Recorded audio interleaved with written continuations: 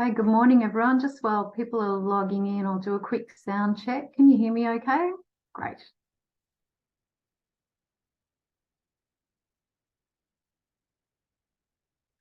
Okay, well, good morning, everyone, and welcome to the Roundtable for the Burra Creek project.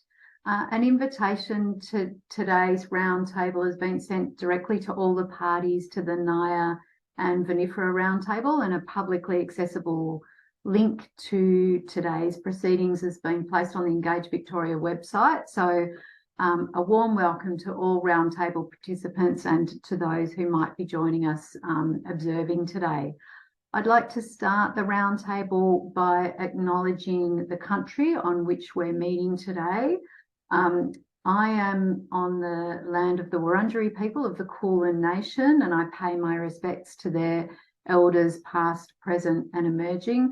I'd like to especially acknowledge the traditional owners in the project area, including the Wamba Wamba, the Barapa and the Wadi Wadi people, and pay our collective respects to their elders past, present and emerging. And others here joining us today may be on the lands of other traditional owners. So I acknowledge those people, all First Nations people, and their ongoing unbroken connection to country. Just a reminder that we are recording the proceedings today. It's just an audio recording, not a video recording. And I note that the recording has already been commenced. So thanks to Rachel, who's in the background providing tech support today. The recording will start automatically at the start of each of our Roundtable sessions. We'll provide a link to a copy of the recording on the Engage Victoria website as soon as practicable after the conclusion of each day.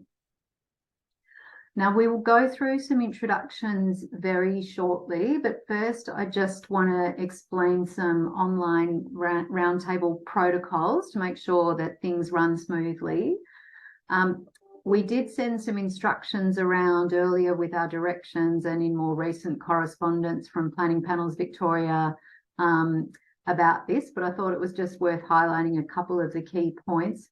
So we've asked all participants, so that's anyone intending to speak or ask questions in the Roundtable, to use your first and last name when you're signing into Zoom. So making sure that your title on the bottom of your tile has your first and your last name in it, so we know it's you and we know that you're a party, and we can shift you from the observer room into the participants room, and that involves, I think, making you a co-host, and there may be a prompt that you need to accept in order to get yourself into the room where you can unmute and unblock your camera. So it's much easier to do that before you enter the meeting rather than after you're into the meeting. So that's just a reminder for everyone to check each day that your title is correct before joining the meeting. Everyone who's in the Roundtable today, you'll be able to see the committee members and the other participants. But if you're in the observer room, then your camera will be switched off and your microphone will be mute, and that's the default position. We just ask participants to make sure that they don't interrupt someone while they're speaking, particularly in an online forum. It means that we only hear one person speaking and it blocks the noise of the other person speaking, so it can be pretty hard to follow the conversation if we have interruptions. So if you can just use the raise your hand button if you want to speak or ask a question, and I'll invite you to speak at an opportune moment. We also ask that participants don't use the chat function in the Zoom. There's a lot going on in a Roundtable proceeding, and a lot to keep an eye on, and often things that are in the chat get missed. So if there's something you want to say, please just raise your hand and you can say that directly. Okay, now I'm about to give you the number of Rachel, who's providing technical support. So if you have a pen and paper handy, you might want to write this down. So Rachel's providing tech support from 9 a.m. to 5 p.m. every day of the Roundtable, and her number is 50510700. So she should be able to help you with any technical difficulties you're having with the Zoom. If you can't get through on that number, you can email the VMFRP email address, which is vmfrp.siac@delp.vic.gov.au. Okay, so next is introductions. So my name's Sarah Carlisle. I'm the lead chair of the Standing Inquiry and Advisory Committee, and I'm chairing this roundtable session considering the Burra Creek project. My background, I'm one of the senior panel members here at Planning Panels Victoria. My background is as a planning environmental lawyer. I've been a planning and environmental lawyer working in both government and private practice here and in the UK for probably over 25 years now. Our other member on this roundtable is Dr. Sandra Brisger, and I'm going to get Dr. Brisger to introduce herself. Thank you. Well, I was a member of the panel for the EE Essential, and I was technical advisor to the ER Essential panel. So I've met a lot of you people already in these hearings. My background is in environmental science and management, and so I've got a strong background in waterway management and floodplain ecology. Thank you. And you can refer to us as Member Carlisle and Member Brisger. And we're being assisted in this matter by Amy Selvaraj, and you will have been receiving correspondence from Amy throughout the course of the roundtable proceedings. Okay, I'm going to go to others to introduce themselves, and it looks like the only other participant we have in the room today is you, Mr. Forrester. Good morning, Member Carlisle. Good morning, Member Brisger. I appear on behalf of Lower Murray Water as the proponent of the VMFRP and its component projects, and in this case, the Burra Creek project in particular. Consistent with the NIA and VMFRP projects and the representation and participation in respect to those projects, I'm supported by my instructors, Clayton Utes and Mr. William Bartley, and by a team of members of the various VMFRP partner agencies, including but not limited to Lower Murray Water as the proponent. Mr. Waters of Council appeared for Lower Murray Water in the context of the NIA and VMFRP projects, but will not be appearing in the context of the Burra Creek Roundtable. Okay, thanks, Mr. Forrester. Okay, just because it's a while since we last met, just a little bit about the project. So Burra Creek is the third of the projects in the Victoria Murray Floodplain Restoration Project Assessment Package known as ER or Environment Report Central.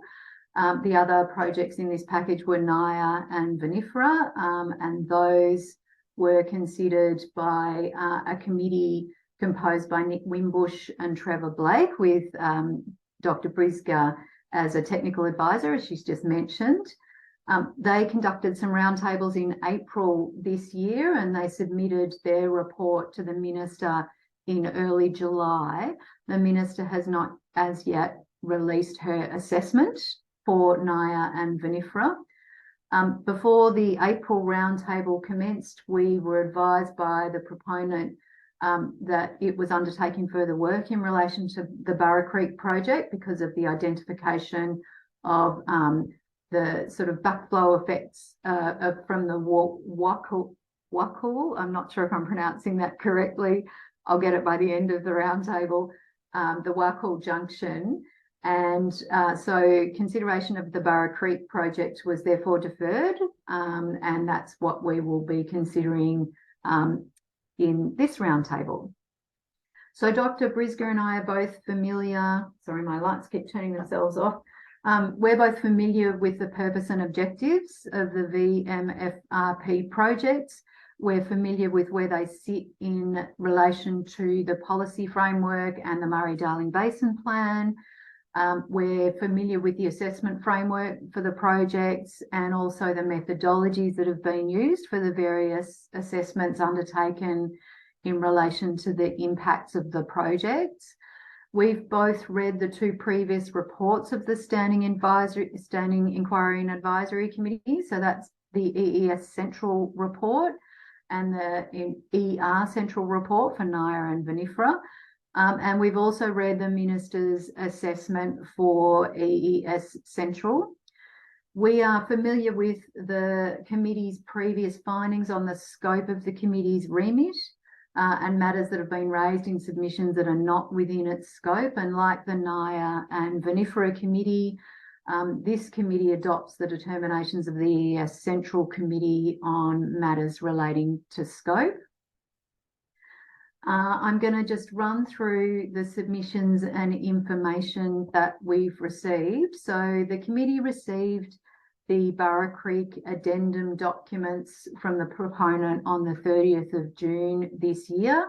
And the addendum documents consist of an amended project description that identifies the changes to the operating scenarios for the Burra Creek project that are required to address the implications of the effects from water coming down from the Waikul River. The committee understands there's no change proposed to the design of the project infrastructure or to the construction footprint or to the maximum inundation area for the project. We've been provided with, as part of that package of addendum documents, a specialist assessment report that presents the assessment of the amended project description and the amended assessment of overall improvement for biodiversity for the Burra Creek project. We've got track change versions of those, so the changes are quite clear. We invited further submissions from the parties in relation to the Burra Creek addendum documents. Further submissions closed on the 28th of July this year. We've received two further submissions, one from the EPA and one from Environment Victoria, and those have been available on the Engage Victoria website since the 28th of July. Now, following receipt of the addendum documents for Burra Creek and the further submissions, the committee issued some directions for the conduct of this roundtable session, and those directions were dated the 28th of July. Those directions required the provision of a series of further information from the proponent, and I'm just going to list briefly what we've received. We've received advice as to which of the NIA and VMFRP and EES Central documents will be relied on for the purposes of the Burra Creek assessment. We've received copies of the Jacobs modelling reports. We've received expert witness reports from Greg Hoxley on groundwater, Simon Treadwell on surface water, Jean-Michel Bernier on aquatic ecology, Drew King on terrestrial flora, and Christopher Watser on terrestrial fauna. We've been provided with a single electronic map for the project. We've been provided with various visual material, including maps, story maps, and drone footage of the project area, showing, among other things, the construction footprint and the maximum inundation area. And we're expecting, Ms. Forrester, that you'll be taking us through some of that material possibly today. We've received a Part A submission, including a response to the issues raised in submissions and expert witness reports. And we've received day one versions of the project approval documents. We've also received technical note B1 from the proponent, which provides a response to the expert elicitation report for the Burra Creek project. We've received a memo providing an update on the Cultural Heritage Management Plan approval process. We've got a presentation from Daniel Freetag, who's the project manager on the design and construction of the proposed infrastructure, and we're again expecting to be taken through that this morning. And we've received a copy of the proponent's Part B submission. So all of those documents have been circulated to the parties via the Google Drive, and they've been uploaded to the Engage Victoria website. So there's two sources from which you can access that information if you haven't already downloaded. We've already received, we've also received on a confidential basis access to VMFRP's ecology mapping system, as the previous committees have received who considered EES Central and NIA and Vinifera. That material has not been made public as it allows a precise location of ecological values and species to be identified, so it's not appropriate to be circulated in the public domain. Now, the site inspection is the next thing to update you on. So the committee proposes to undertake its site inspection on Monday and Tuesday next week. We'll be doing that on an unaccompanied basis. An itinerary for the site inspection for all three of the projects in the ER Central package was provided as part of the NIA and Vinifera Roundtable. And we've been advised by the proponent that that itinerary remains appropriate. There's been no change to the project design or construction for Burra Creek in light of the addendum documents. So that is the itinerary that we'll be using for our site inspection. We've been advised by Parks Victoria recently that the area is generally accessible, but that might change depending on weather conditions over the latter part of the week and the weekend. We will let parties know next week if there were any locations on the site visit itinerary that we were not able to access. Okay, now we're working off the roundtable timetable that was circulated on 28 July with the committee's directions for the conduct of the roundtable. Today we'll be hearing from the proponent an opening submission and an overview of the project, including Mr. Freitag's presentation.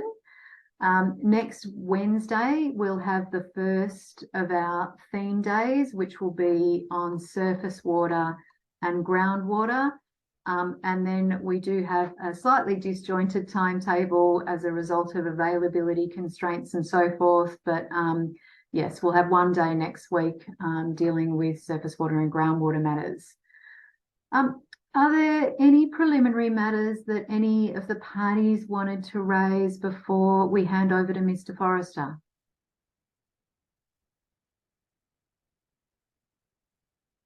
Okay. Well, Mr. Forrester, we're in your hands. So if you could let us know if there are any particular documents that you would like us to access on our own screens. And if you can screen share the material that you'd like to take us through, we'll hand over to you. Thank you, Member Carlisle. Member Brisger, it's been particularly committee of those matters to which it is having regard in terms of the material that's been filed in respect of the Burra Creek project, as well as those matters which are within the committee's awareness and familiarity having regard to the previous involvement of this committee and indeed of the parties before it now in respect of the VMFRP projects which have been assessed and brought before the committee to date.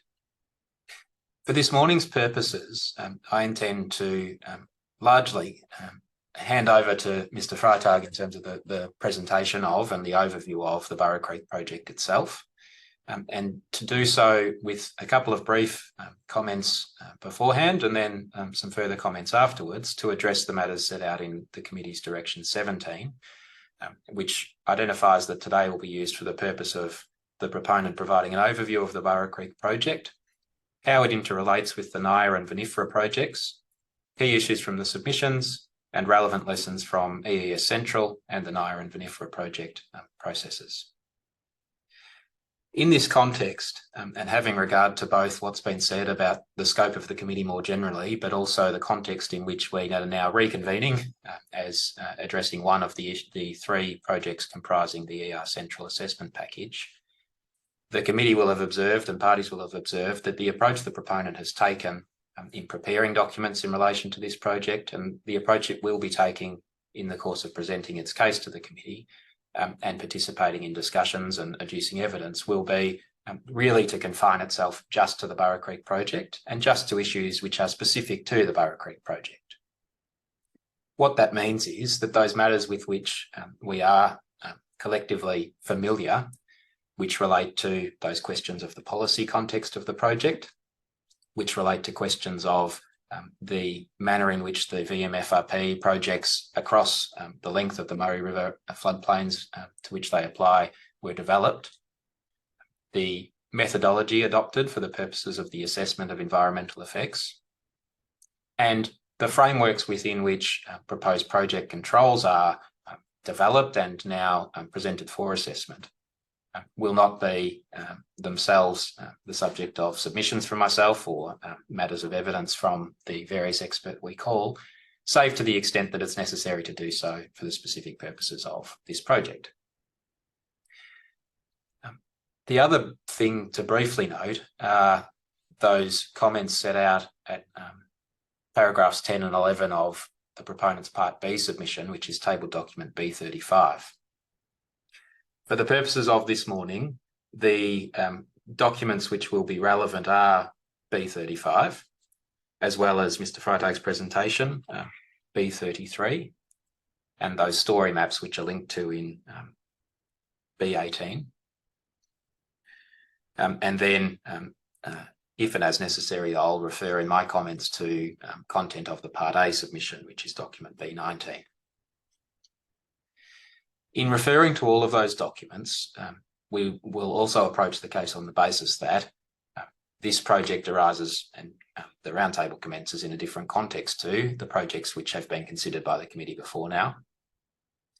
First, it follows the ER Central, or the balance of the ER Central roundtable convened in respect of the Naira and VMFRP projects.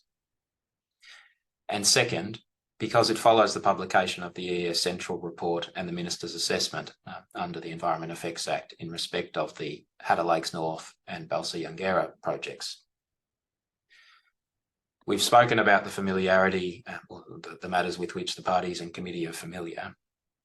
The second of those contexts in respect of the ES Central report and Minister's assessment also mean that we're now armed with a higher degree of certainty in the sense of the information before the parties and finalised and published and before the committee in respect of those conclusions which have been previously reached, recommendations which have been previously made, both by the committee and by the Minister for Planning in respect of the matters relevant to each of them under the Environment Effects Act and under the committee's terms of reference.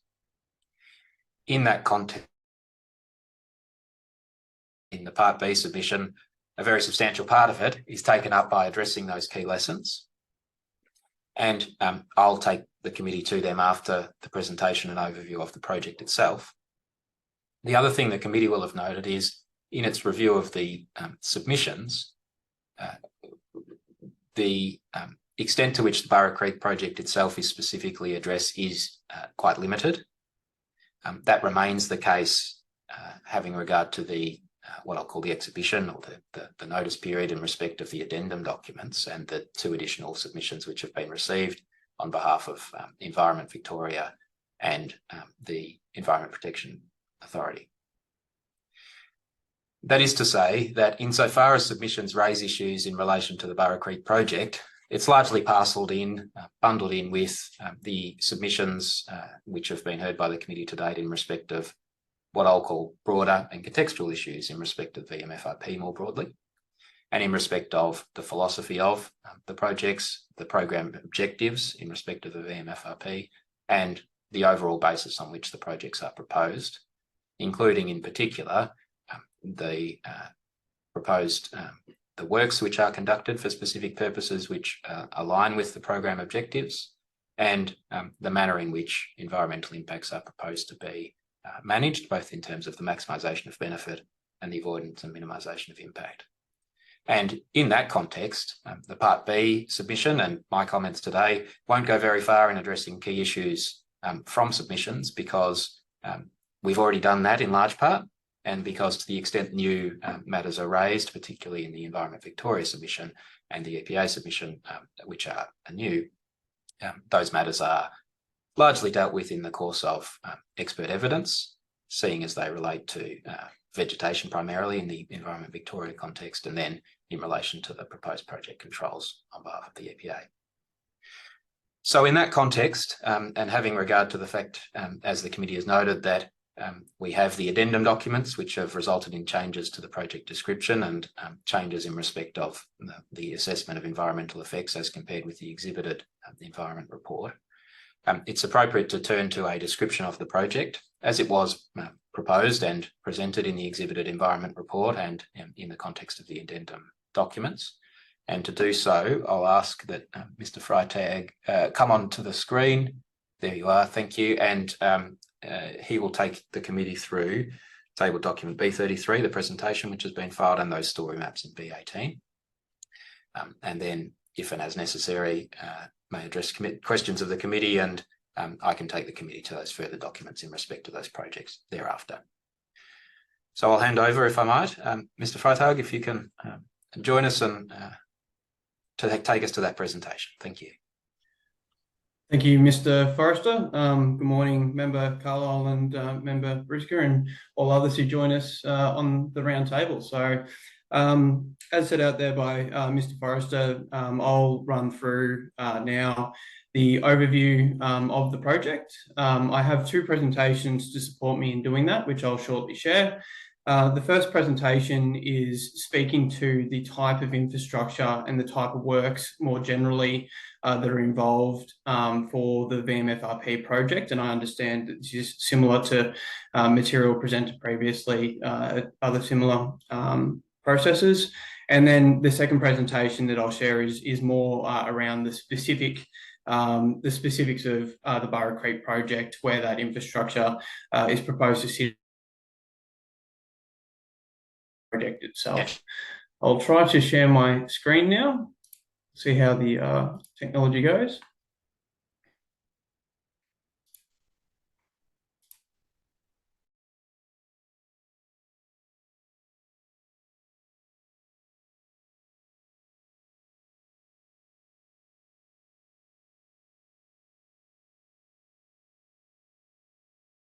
And construction of the proposed infrastructure and introduce the type of infrastructure that I'll be speaking to.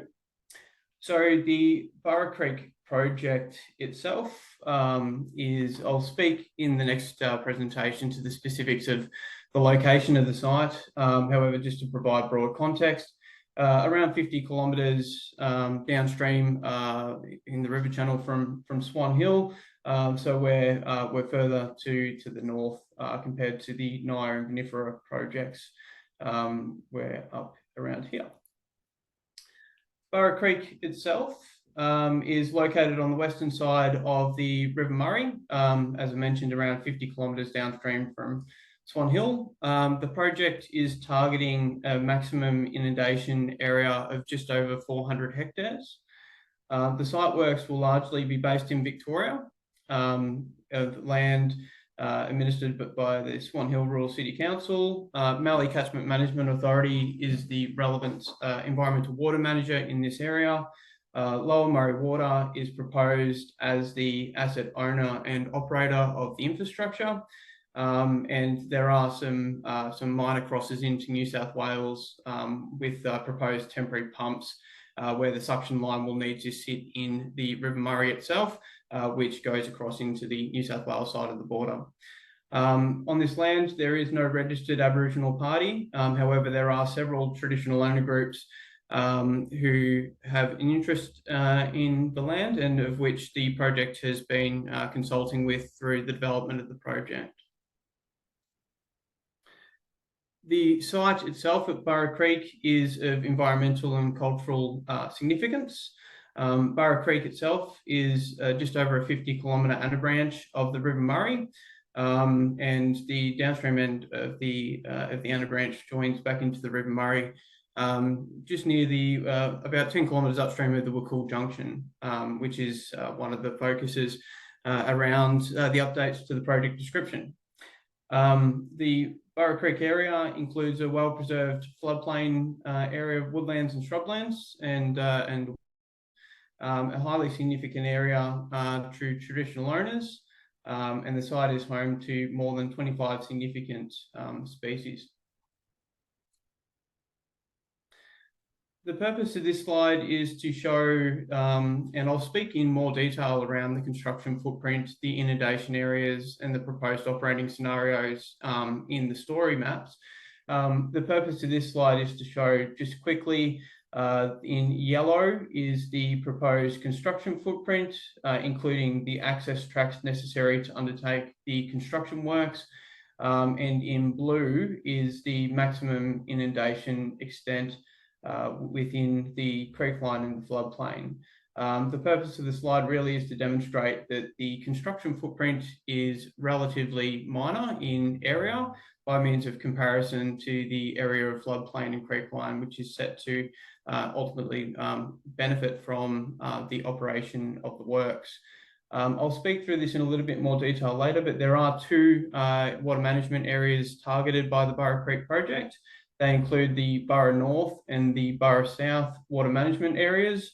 The area of River Murray Reserve, where we're targeting floodplain inundation, is in Burra North water management area, and the Burra South water management area commences where Burra Creek meets the River Murray down near the Tullybuck Bridge, and includes the creek line, which makes its way up through Burra Creek and up to the floodplain area. So that's much more targeted at watering within the creek line itself, whereas at Burra North, it's within the creek line as well as overland floodplain inundation. I'll speak to that in more detail as part of the story map. The type of infrastructure, to introduce the type of infrastructure that I'll be speaking about this morning. These are the main types of infrastructure which are involved in the Burra Creek project. We have regulators, containment banks, spillways, temporary pumps, drop structures, and access tracks. And I'll speak to each of those now, and with a bit of a description and a photo for each one. Out of Burra Creek itself, we have a large regulator proposed, a small regulator proposed, the upgrade of an existing pipe culvert, just over 2 kilometres of containment bank, a drop structure, some hard stand areas, some access tracks necessary to undertake the works, and the decommissioning of a bank. To give you a feel for what they look like and the purpose of that infrastructure. So a large regulator is out at Burra Creek is going to look and function similarly to the structure in this photograph provided here. The purpose of the regulators is to control water flow onto the floodplain and control the water release from the floodplain back to the River Murray. So the regulators are located on the existing creek lines, and they control the movement of water onto and off from the floodplains. And the way that they do that is by using the regulator gates that you can see in the photographs here. The large regulators, by their name, are larger in nature, and so they are the main controlling regulators. There's one of these out at Burra Creek, which is the primary controlling regulator, which is, I guess, the main point of water entering and exiting the floodplain. They're typically more than 2 meters high in terms of the structure itself. We also have small regulators. So small regulators can control water flow the same way as a large regulator. They're typically on smaller sections of creek or the anabranches through the floodplain. We do have one small regulator proposed out at Burra Creek, which I'll speak to. They operate in the same manner. They have a gate that allows water to either be held or to flow through the structure, and they're proposed on creek lines, typically with an access track on either side, an existing access track on either side to allow access to the structure. But we've also cited regulators in locations where there's currently already access across the creek lines, so that we can minimise the effects of construction and minimise the amount of vegetation removal required to install these works. We do speak about culverts as well. Essentially, the only difference between a culvert and a regulator is a regulator has gates that can control the flow of water. A culvert does not. So a culvert just allows vehicles to cross a creek line without having to drive down into the creek line. I'll be speaking around containment banks and spillways. So a containment bank is essentially an earthen mound which has been built up in the floodplain area. And the purpose of a containment bank is to allow water to be held within the floodplain to a height which we have designed our infrastructure to be able to water. So the proposed containment banks are installed in lower areas of the floodplain. And if we didn't install containment banks, we wouldn't be able to hold the water on the floodplain to the design height because they're the low areas of the floodplain. And so without the containment banks, the water would flow back into the River Murray. So they're proposed to be constructed to a height that allows the regulator to hold the water and the bank to contain the water within the floodplain. So this is a containment bank. This is a photo from out at Hatter Lakes, very similar in nature to what's proposed out at Burra Creek. They're proposed to be built where there's an existing access track so that we minimise the impacts of constructing the bank. And really, it's a matter of raising the track so that you're able to contain water on one side of that track. So this would have been the existing access track. They've brought in additional clay material. They've then raised that bank up, and then they put the access track back on top. And that containment bank allows water to be withheld within the floodplain to the design height. Because we are constructing containment banks, which is holding water on the floodplain, there will be natural flood events which go higher than the height that we're building those containment banks up to, and we want to protect the containment banks. We don't want them to erode and to have to replace all of the access tracks on top every time we get a natural flood event. And so what we do in those instances is we install a spillway. So spillways are installed along the containment banks. They're at select locations, and the spillway is slightly lower than the top of the access track on the containment bank. So if you get a natural flood event and the water is going to overtop the bank, the water will start firstly overtopping the bank where the spillway is, and the spillway has erosion control measures in place so that it dissipates the energy which is within the water, so it protects the erosion, the containment bank from eroding. So that's a mixture of either a concrete spillway or if they're quite long in length, then we install rock beaching along the spillway. So essentially, you just get a little section of the containment bank which goes slightly lower, and you've got erosion protection on the bank, such that if it overtops, you're not eroding the entire bank, you're controlling that erosion and protecting your infrastructure. There are some temporary pump hard stands proposed out at Burra Creek, so we're not looking to install any permanent pump infrastructure. We're looking to use temporary pumps if and as required to achieve the watering regimes for Burra Creek. There are 2 locations where we may install temporary pumps, and what we're proposing to do as part of this project is to install a hard stand area where the pumps will be set up. That then allows, when the pumps come in, it allows a more formalised area to be used for setting those pumps up and ensure that we can best manage any potential impacts associated with temporary pumping. So this is an example of temporary pumping as it occurs at the moment. You can see this area doesn't have a formalised hard stand. So what we're looking to do as part of this project is to put a formalised hard stand area in place through the construction works that we'll do, such that if the pumps get set up at Burra Creek into the future, there's a more formalised area in place with crushed rock and whatnot to be able to do that. And then the pump infrastructure obviously releases water into the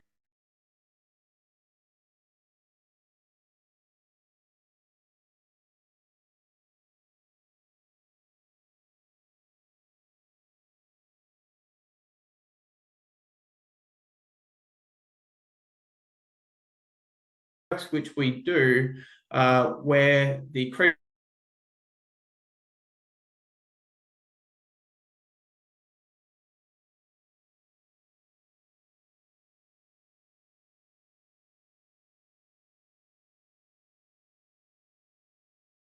into the Murray River, we want to make sure that we're not eroding the creek line when we do that. So if you think about a managed event that we're doing under VMFRP, we may get a high river event. That water is coming out from the Murray River. It will fill into the creek line. Once it gets to the preferred height, we would close the regulating structure. And once the event is finished, we then want to release that water back from the floodplain into the river. At that point in time, the river might be quite a lot lower than the water which is sitting in the floodplain. And so what a drop structure does is it's the return path between the floodplain and the Murray River, and it's essentially rock beaching or some sheet piles which are installed where the creek meets the river. And that's where the water, once it starts coming out of the floodplain at the end of an event to go back into the river, it just makes sure that we're not eroding that section of the creek which meets back into the river as the water returns back into the watercourse. This is an example of some rock beaching. This is at Hatta-Kalkine National Park, where, if you can imagine, down here there would be a regulating structure releasing water back into the River Murray. That is the main type of infrastructure that I'll be speaking to today, and I'll shortly run you through where that infrastructure is proposed at Burra Creek and what that will look like specifically at Burra Creek and how it will operate. I just want to quickly touch on the construction approach and some of the terminology that I'll use around how this infrastructure will be constructed. So some of the terms that I'll run through here is construction footprint, access tracks, borrow sites, cofferdams, laydown areas, commissioning, and I'll give a feel for how long the construction duration is.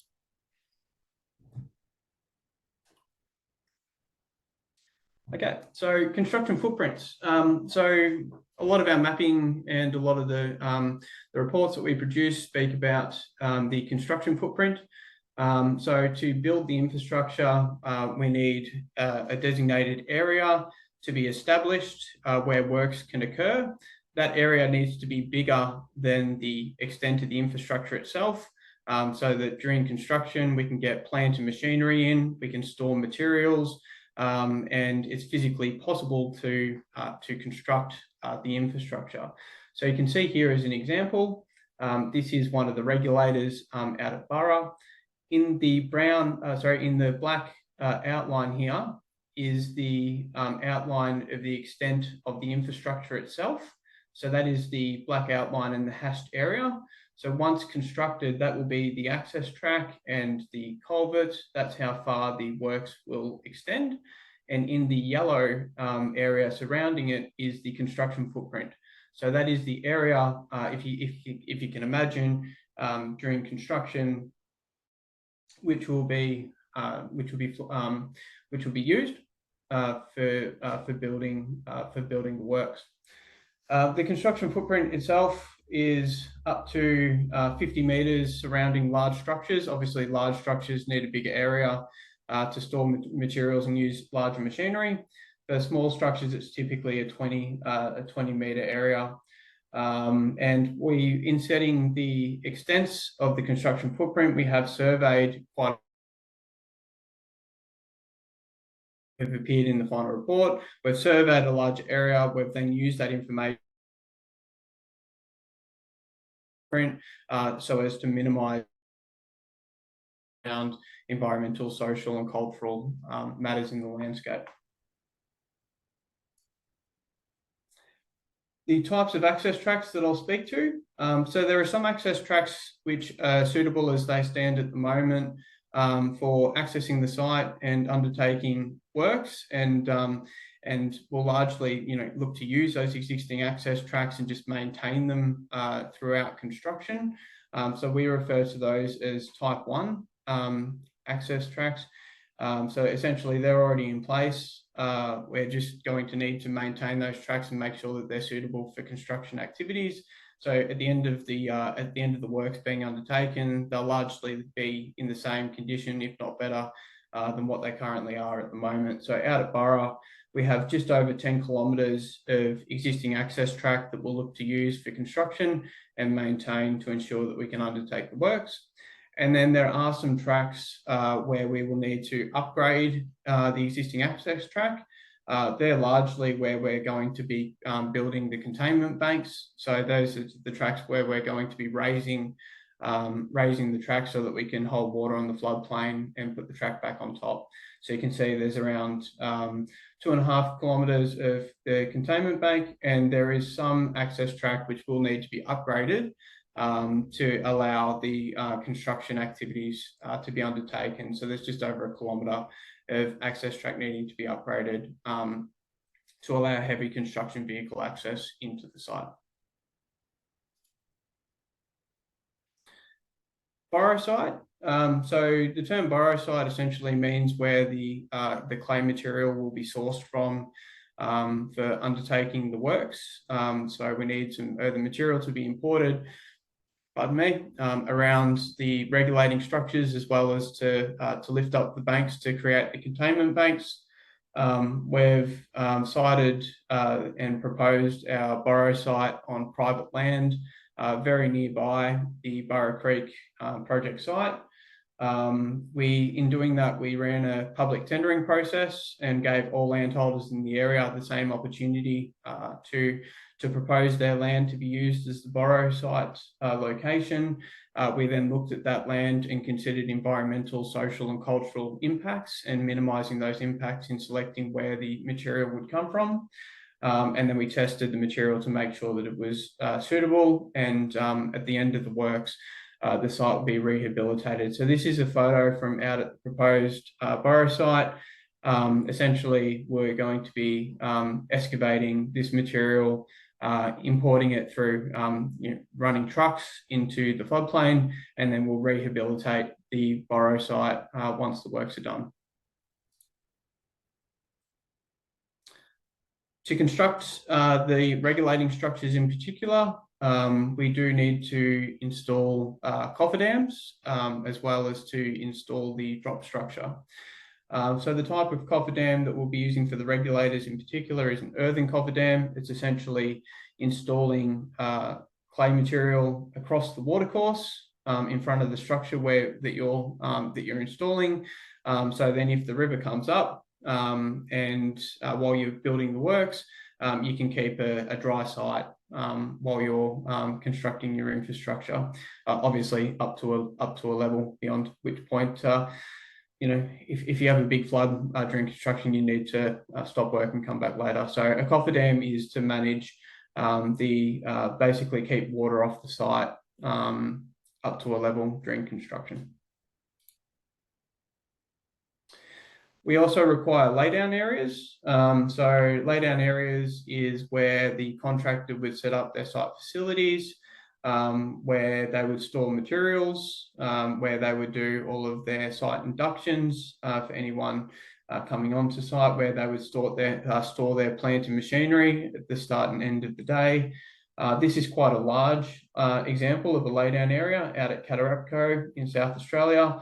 The laydown areas that we're proposing for Burra Creek are quite a lot smaller because our project at Burra Creek is quite a lot smaller by means of comparison. So we won't have as many vehicles, we won't have as much plant, but you get the feel for when we say laydown area, it's essentially a cleared area with crushed rock to allow site facilities and plant and materials to be laid down during construction.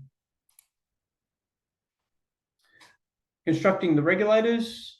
So construction of the regulators includes bringing in the earthen material, pouring the concrete as necessary, installing the gates, installing the sheet piling, and etc. So during construction, essentially there's quite a bit of work which occurs through the creep line to bring in the earthen material and bring in the materials necessary to construct this structure. We do need to, during construction, be mindful of sediment control and rehabilitation, particularly given the sensitive environments of which these works are being undertaken. So some examples here around what that would look like. We have some sediment control fencing around any stockpiling of materials which may occur on site to avoid material washing into areas where it should not be. And following construction, we have some examples here of the site being rehabilitated with some of the woody materials following construction. Site delineation is, of course, very important during construction. We want to ensure that the contractors are only working in the areas which have been approved for works to be undertaken, and that we do not have any impacts outside of the area which has been considered and assessed. So site delineation includes flagging, parawebbing, signage, etc., to make sure that all of the activities are undertaken only in the areas which they're intended to be and they've been approved to be. And we do use and can use GIS and CAD software in machines and surveying to set those locations out very specifically at the start of the job to make sure that we're managing our activities only in the area that's been approved. And the commissioning process. So once all of the infrastructure has been constructed, the last stage of the process is to commission the infrastructure and make sure that it's operating as intended. So there's two stages of commissioning which are relevant for the Burra Creek process. They're referred to as dry commissioning. So dry commissioning is essentially no water on the site.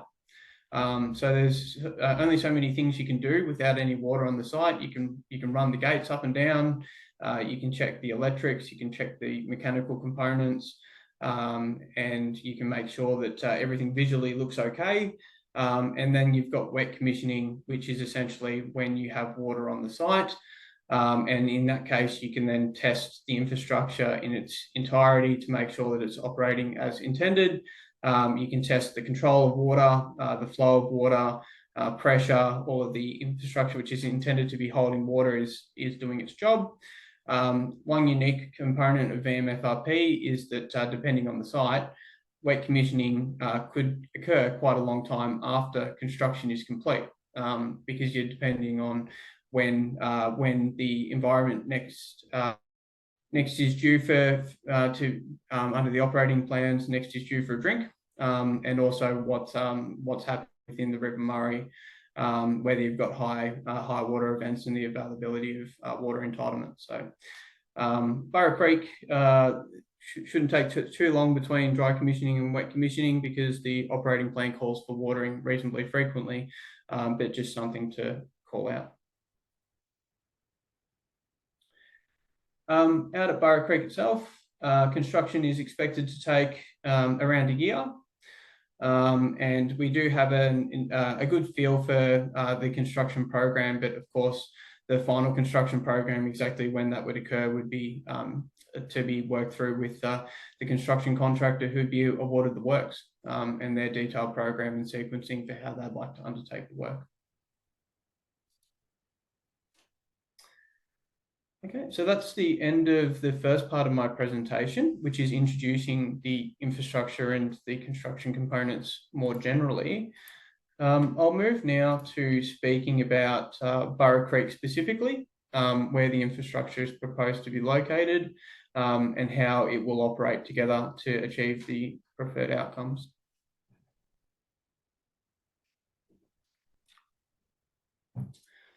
Some of these, I'll just note that I'm going to use an online mapping process to talk through this. Some of the maps do take maybe 10 to 15 seconds to load when I scroll, and so I might just pause briefly between each section, if that's okay. And while we're waiting for that, I might note for the party's benefit, this is the story mapping product to which links are provided in document B18. Thank you, Mr. Forrester. Okay, so Burra Creek itself, give a feel for where we're located relative to the other VMFRP sites. So we have we have the township of Swan Hill down where my cursor is. We then have the VMFRP and NIA projects just down to the south. And if I zoom in a little bit more on Burra Creek, essentially the site commences just to the north of the Tooleybuck Bridge and extends up along the river. I'll show you more specifically where we are as we move down. So the project itself has a maximum inundation extent of 403 hectares of area where we're looking to, through undertaking the works, looking to be able to manage water onto and off from the floodplain. You can see that a majority of the inundation area, which is shown here in the blue shading, a majority of that 403 hectares is in the Burra North area, which is up where my cursor is at the moment. And that includes the creek line of Burra Creek and the floodplain area up in that northern section. And then you can see how the creek line has a light shade of blue down through these areas through here. And that's what we refer to as Burra South. I'll show you that in a little bit more detail soon. But you can see that the inundation within Burra South is contained to the creek line, whereas in Burra North, it includes the creek line and overland. So a majority of that 403 hectares is up to the northern extent through here.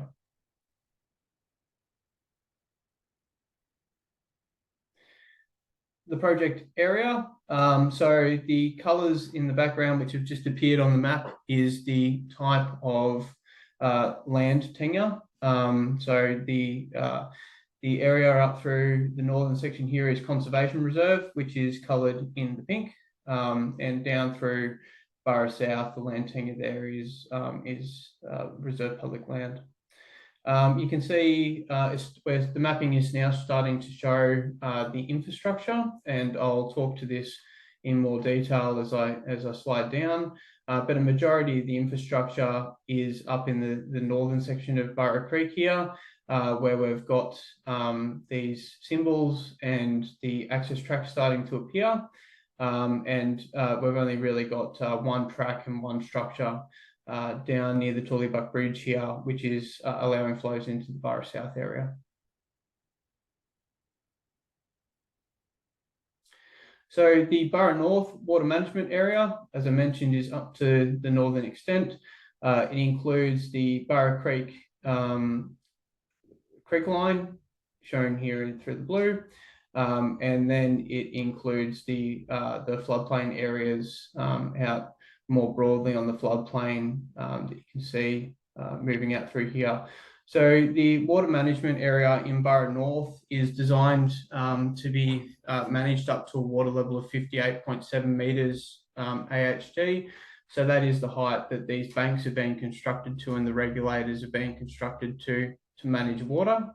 And water will be able to be managed in the Burra North area either through the main regulator or by pumping water into this area using a hard stand area. And I'll speak to where those infrastructure is proposed shortly. The Burra South water management area, as I mentioned, it focuses on allowing water to flow into Burra Creek itself. As such, there is no design water level. It's really about getting water into this creek line. And water would either enter from a pump hard stand just down here, just to the north of the Tooleybuck Bridge, or through high river events where there's a regulating structure at this site, and water would be able to come out of the river and flow into the creek up and through Burra South. Okay. This map takes a little bit to load, so I might take the opportunity to take a drink of water for a second.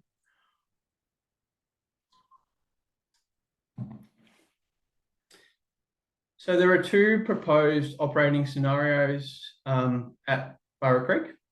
There's the seasonal fresh and then the maximum inundation.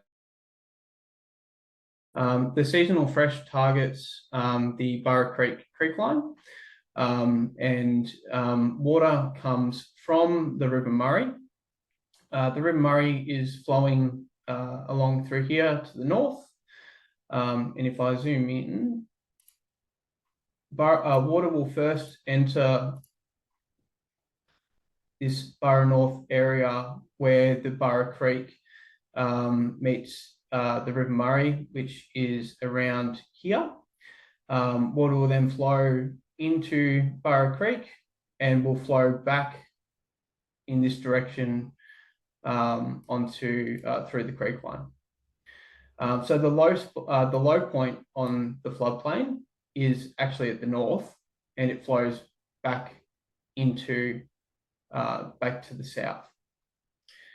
As such, the main regulating structure for Burra Creek is located on the creek line in this location, which is the low point of the floodplain.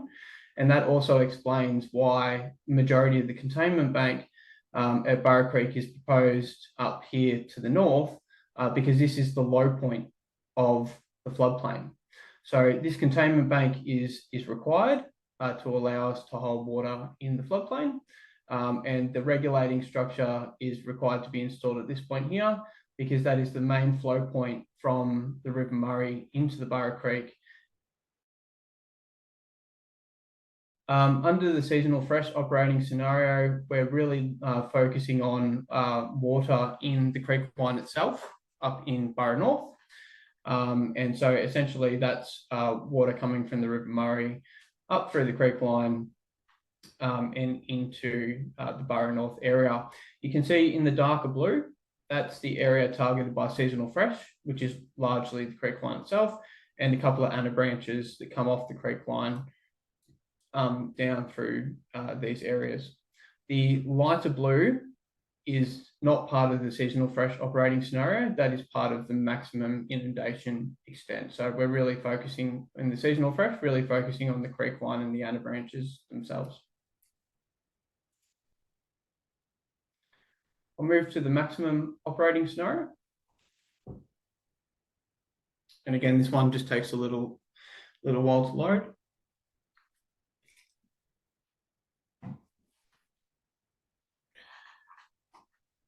While that's loading, the maximum operating scenario targets not just the creek line, but also the floodplain.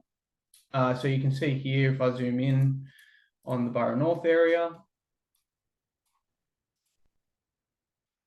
the entire maximum inundation area is now highlighted in the darker blue colour. That is because under the maximum operating scenario, we're looking to target not just the creek line, but out onto the floodplain. Under the maximum operating scenario, if we've got high flows coming from the River Murray, those flows would enter the creek line and flow through the creek line down into the Burra North area.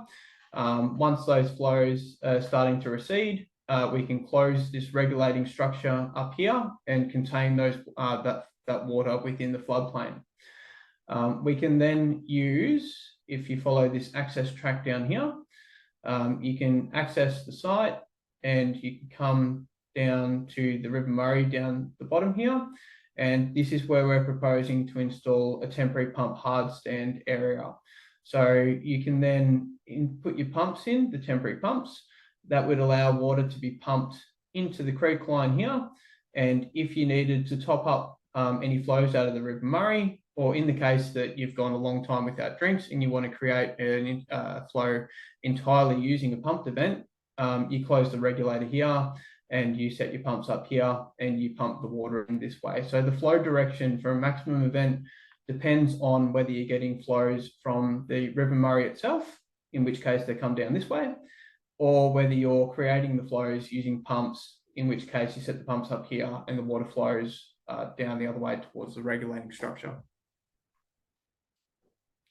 The maximum operating scenario also takes into account the creek line down through Burra South. And you can see the creek line down through Burra South, the way that that's watered is through this regulating structure down here, which we refer to as B4. Water comes through there and into the creek line and runs up through this area of land. There is a temporary hard stand area down here as well. So in the case where we've got a high river, water will come in and flow into the creek line. In the case where that's not occurring, we can set the temporary pumps up at this location and pump water into that creek line. That could actually already be done, but through this project, what we're looking to do is install a more formalised hard stand area at this location to allow that arrangement to be, I guess, more formalised into the future. The reason why the area through here is only targeting the creek line is because this land is largely used for agricultural purposes on either side of the Burra Creek line down through Burra South. So most of that land is cleared and is used for agricultural purposes, whereas the Burra North area up to the north here includes quite an environmentally significant area of floodplain and wetlands, and that's why we're targeting the overbank scenarios up through there.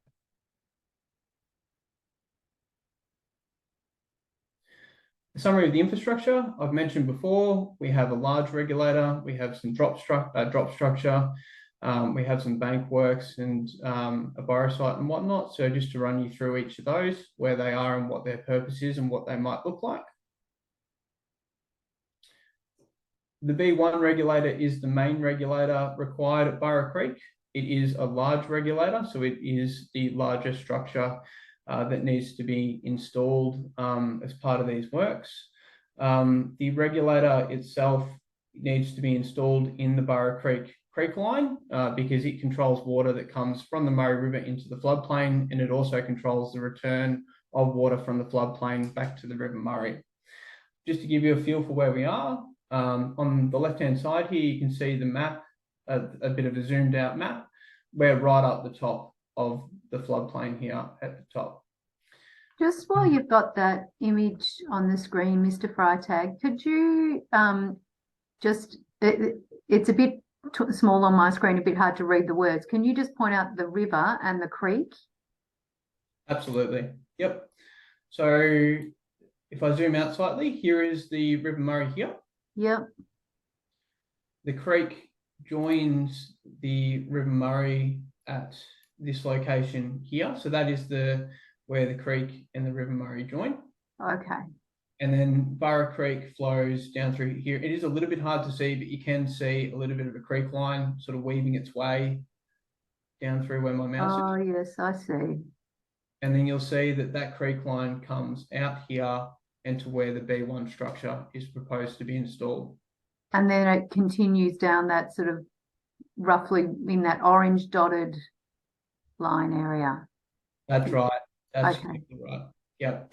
Now, the reason why we're proposing to put the regulating structure here, as opposed to any closer to the River Murray over here, is because there's an existing access track that runs through Burra Creek in this location. So we're looking to put the regulator where the existing access track crosses the creek, so that we can minimise the environmental and cultural impacts of putting the regulator in that location.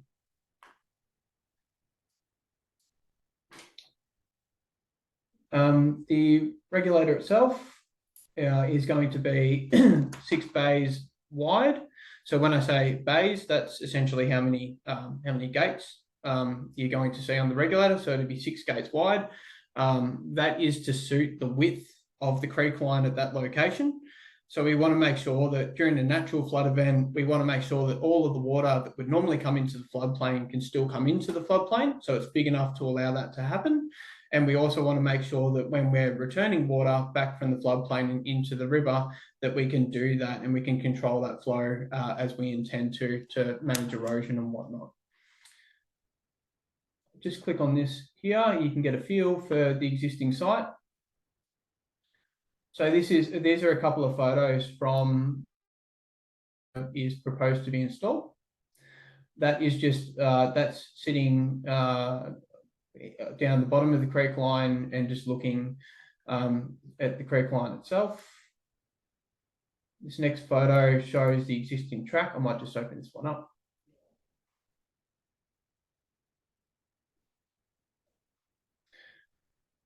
So this photo, oh Jesus, a little bit like the dial-up days where you've got to wait a couple of minutes for your image to load.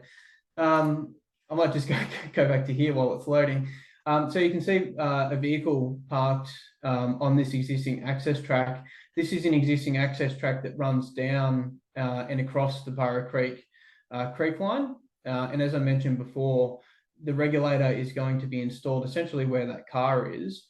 And so you can see that the land through here has been previously cleared to install that access path, and that's why the regulator is sited in that location. There we go.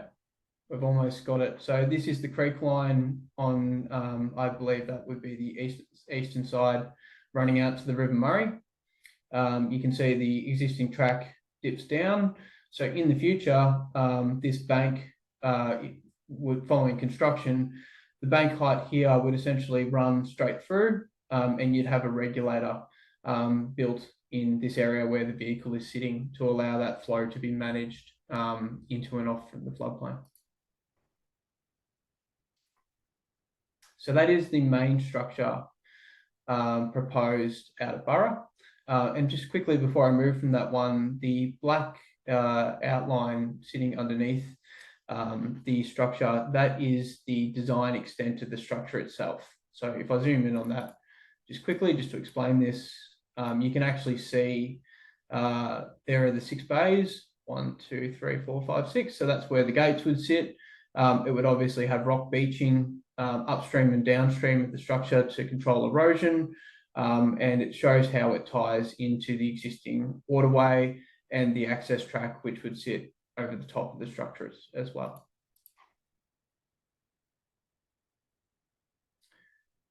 Moving to the drop structure.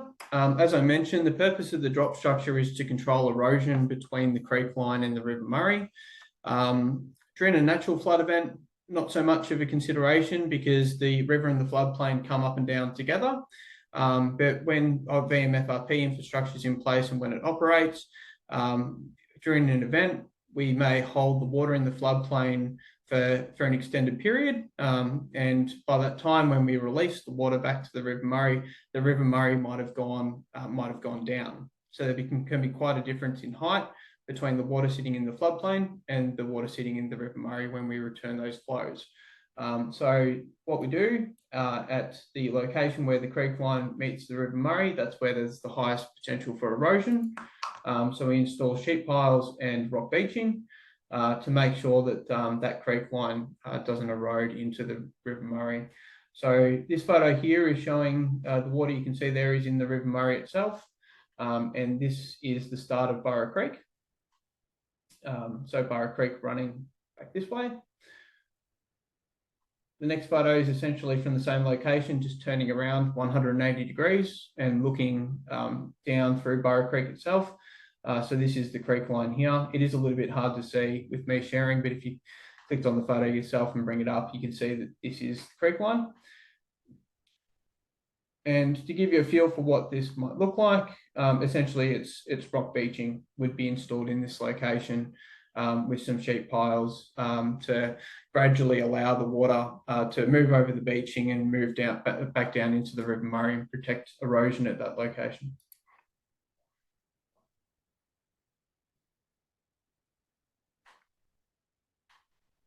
Bank 4. So I'll just zoom out a little bit so you can get a feel for where I am.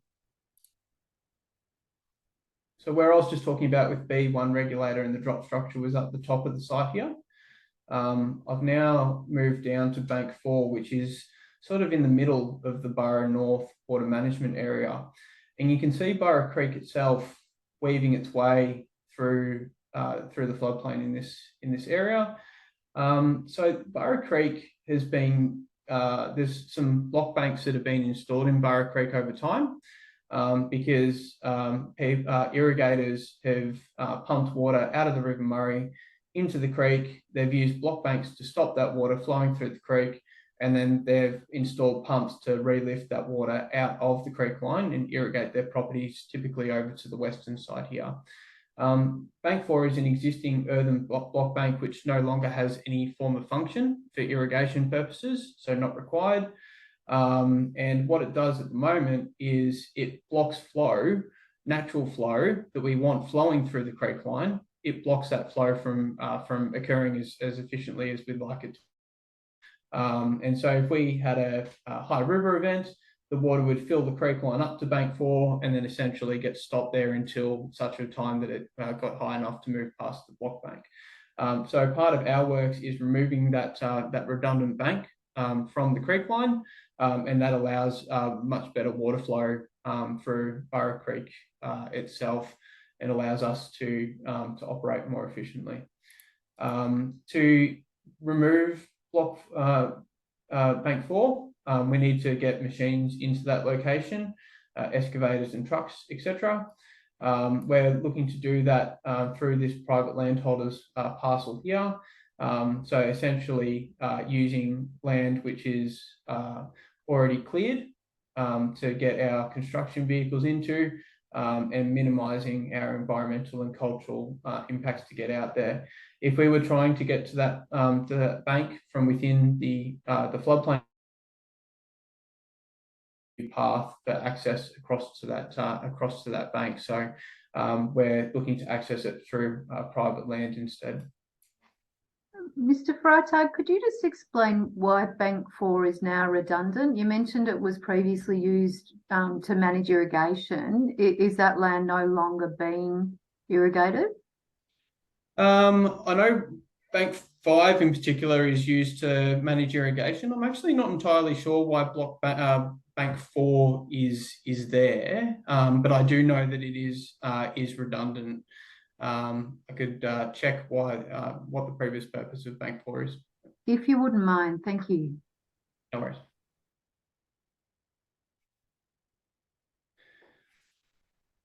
Okay, so Bank 5.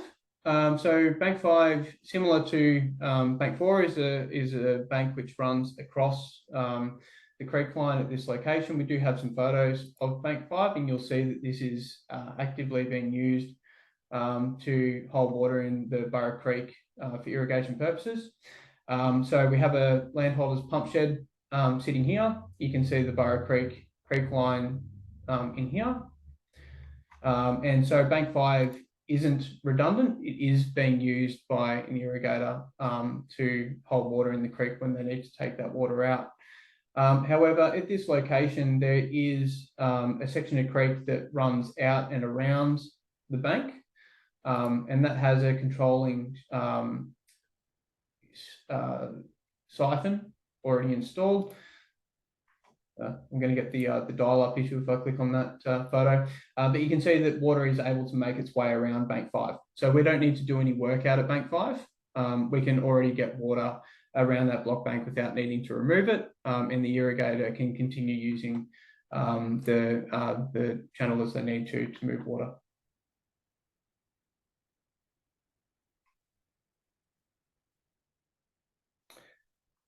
The B2 regulator, so just showing you where we've moved to. We're now at this location here. So we're down to the southern extent of the Burra North water management area, if that makes sense. So this is the Burra Creek line, which is in between the Burra North and the Burra South water management areas. I'll just zoom out briefly so you can get a feel for where I am. So we've got the River Murray over here. All of the infrastructure which I was just speaking about was much more further up to the north. And this is the existing access path and bank which separates the Burra North and Burra South water management areas. To allow water to be managed in the Burra North water management area, we need to install a regulator at this location. And what that allows us to do is, should we be trying to pump water or contain water in the water management area up at Burra North, we can close this regulator at this location and allow water to fill into the Burra North water management area without moving water down into Burra South. Or alternately, if we want to get water in Burra South, we can open that regulator and allow flow to go through here. So it controls the flow between the Burra North water management area and the Burra South water management area. There is an existing access path, an existing channel, irrigation channel that runs down through this location. So the regulator is proposed to be built essentially on the alignment of that existing access path. There is proposed to be the regulating structure here on the creek line, so lining that regulator up with the creek line. And then we're also proposing to put a spillway in place. As I mentioned, the spillway allows, it's installed at a slightly lower height than the bank. And if we get a natural flood event, it allows the water to cross at that location as opposed to overtopping the entire bank at the same time. So okay, I can see Dr. Kelly has her hand up. Yeah, I'm just not sure if you want me to ask questions all at the end or as it goes. If they're relating to the images we're seeing on screen, I think it'd be helpful if you ask them on the way through. Yeah, okay, well, I've got a few to go. But will that, Daniel, hi Daniel, will that be a bridge as well? Is there already a car access across there? At this location? Yeah. Yes, it will be a regulating structure with access over the top. So essentially, Is that called a laneway already? Is that a road currently? it is, yeah. So I think if I click this image here, unfortunately, I don't have a photo of the existing track sitting there at the moment, but yes, it's an existing access path down through there at the moment. Yeah. And is where you're proposing that, is that the delineation between private land and public land? I believe so, because it is private land down to the south here, and that would be the conservation reserve up to the north. It might not be on exactly the alignment of the boundaries between parcels, but generally yes. Well, what does the purple line represent? The purple line would be the that's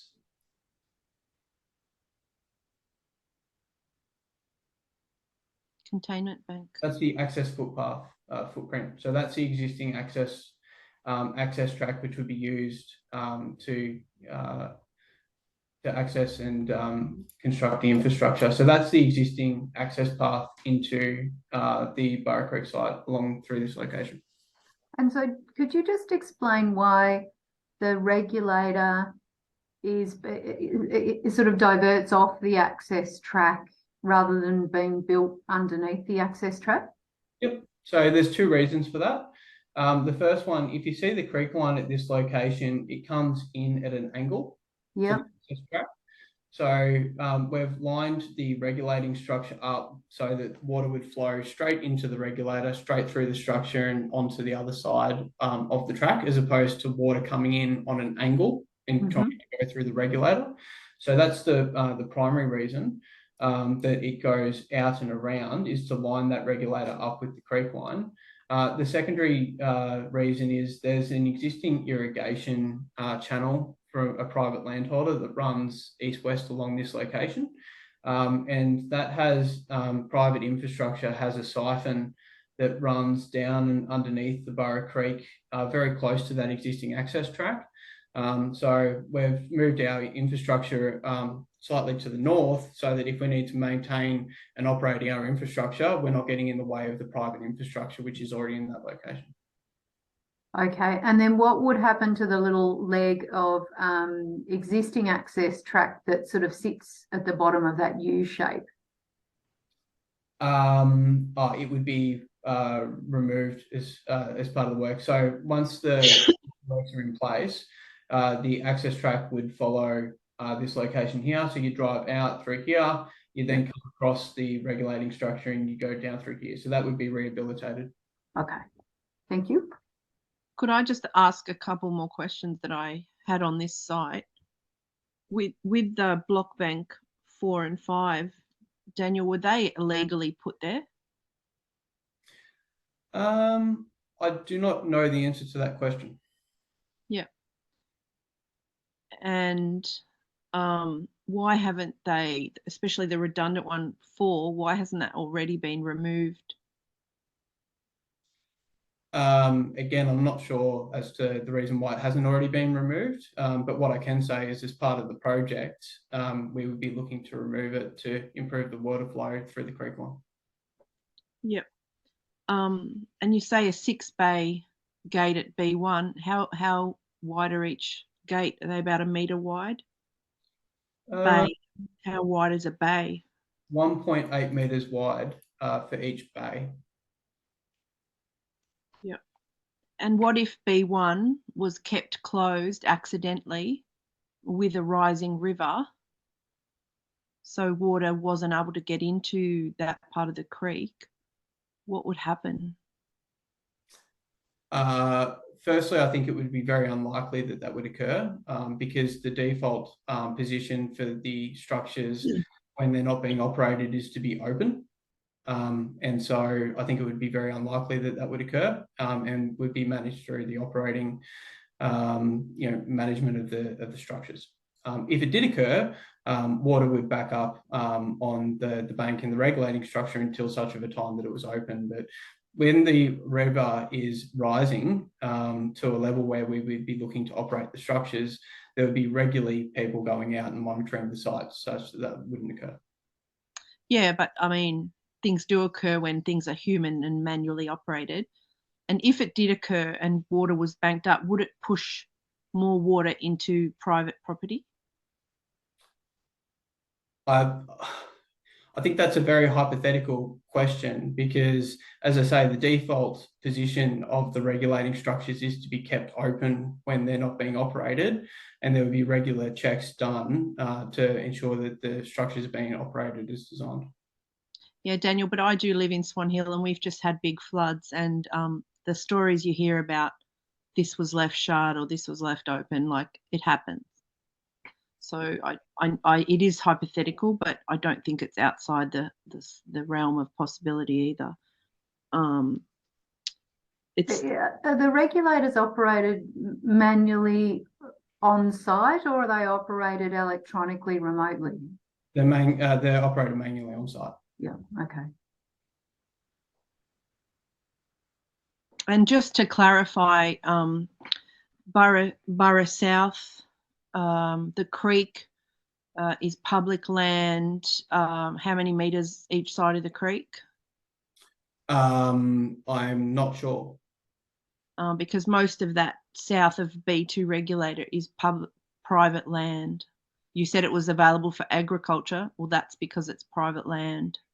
That's correct. Majority of the land to the south of, through that Burra South area on the other side of the creek line is private land and used for agricultural purposes. Yeah. Yeah, it's farming. Yep. And so the Burra project is in a lot of it is on the southern part is on private land. That you had to do agreements with landholders. We're targeting the area where we're targeting through Burra South is the creek line itself, and where that water may go onto private land, it would only be around the extent of the creek line itself. There's no overland flow. Yeah, no, I don't mind if it does go onto private land, but what I'm saying is some of your footprint of building footprint and access is through private land. Yeah. Yeah. So at Burra South, if I quickly run down to the B4 regulator, the only infrastructure we're proposing to undertake as part of this works to water Burra South is a hard stand area down where the Burra Creek line meets the River Murray. So for the benefit... Is that like just a few hundred metres from the bridge? Yeah, exactly. Yeah. So for the benefit of all parties, I'll zoom out here for a second. So if... get your bearings, where are we? I've got to get my bearings. That there is the Tooleybuck Bridge. Yeah. And so all we're proposing to do for the Burra South water management area is to access the existing access track that runs down along the River Murray. And just before that enters into the private landholder's property here, there is an existing regulating structure at this location. We're not going to do any works to this. So that's the creek line. So you can see the River Murray here. You can see the creek line in at this location here. And you can see in this photo, I'll try to make it bigger, but while I do, there's an existing regulator structure already at that location. So we're not going to do any work to that, that structure. All we're planning to do is operate that structure such that when the River Murray comes up, if we've got a high flow event, we open that structure to allow flows to pass into the Burra South water management area. And the infrastructure works we are proposing to do at this location is we're looking to install a crushed rock hard stand area because if we set pumps up at this location to pump water into this Burra South Creek line, that just allows a more formalised area for the pumps to stand to be able to do that. So yes, you're correct that majority of the land up through Burra South on either side of the creek line is private land. We're not proposing to do any infrastructure works on that private land or access that private land. All of the works that we're planning to do relating to Burra South is down at this location, and it's only installing a crushed rock hard stand area. Yep. And currently that regulator there, is that who controls that regulator? The farmers? I would need to check the answer to that question. It sounds like the farmers use the creek as a dam. So,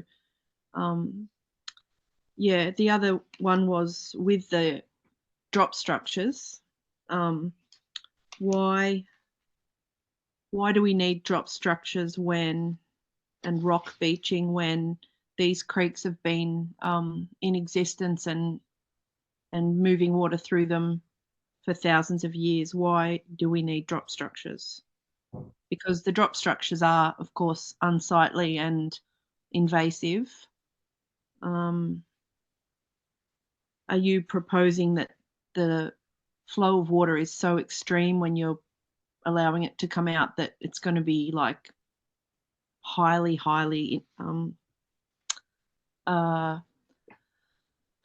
create so much, what was that word you used? Erosion, is that? That's it. I Yes. just lost that word for a minute. So much erosion? No, so I think the reason why a drop structure is required, as I mentioned, when you get a natural flood event, which would still occur under VMFRP, by the way, at the same way as they currently occur, but when you get a natural flood event, the water in the River Murray and the water in the floodplain largely come up and go down at the same rate. So you've got the same water level coming up and going down.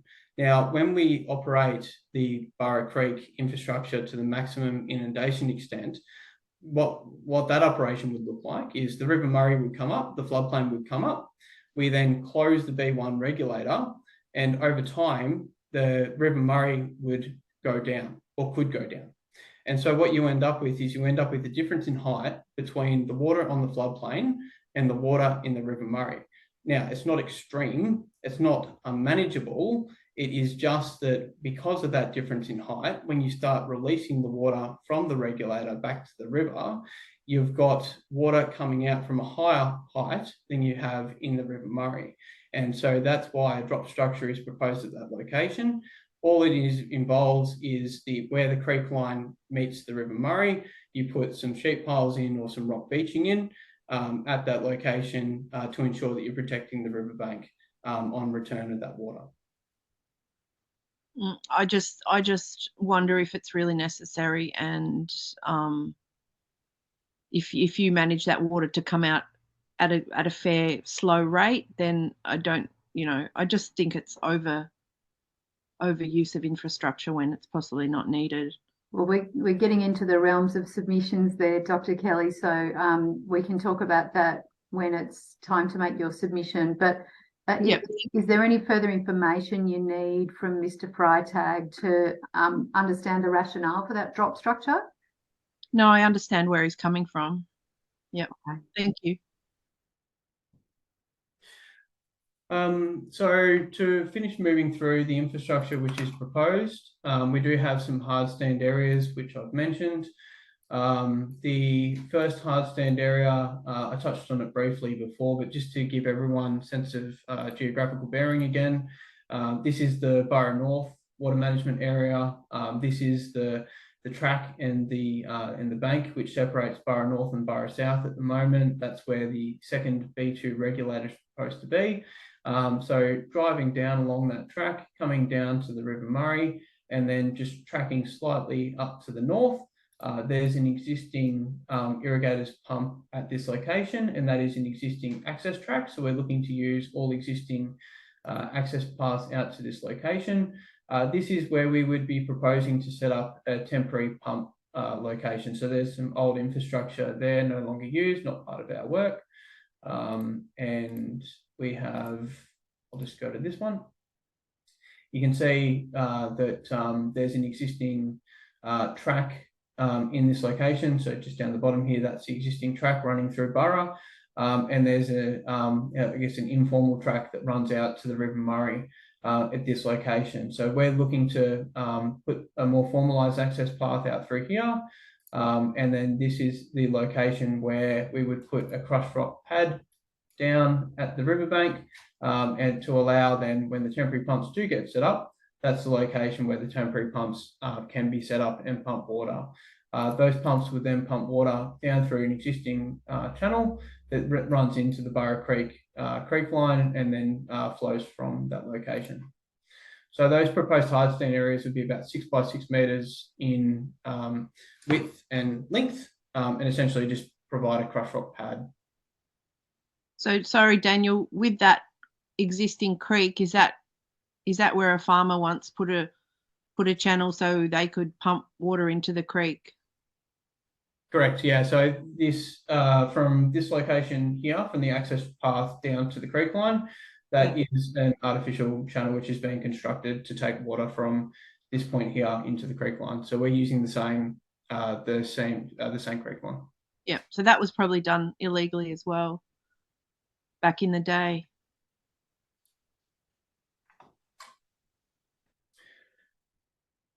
Moving on to the Burra site.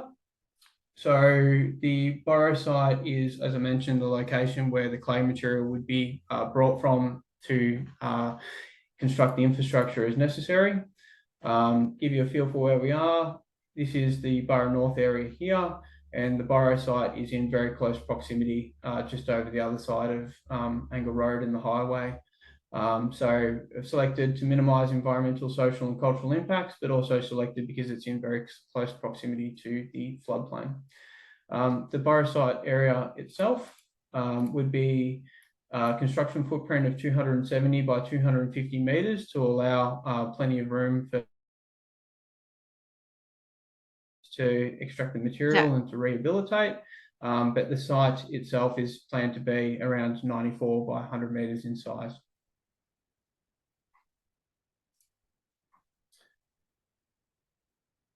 I briefly spoke about the B4 regulator. So this is the only infrastructure proposed at Burra South to allow flows to come in to the floodplain. I believe that the existing regulator is a Parks Victoria asset. So that existing regulator that we're looking to use is owned by Parks Victoria, just to respond to a question from earlier.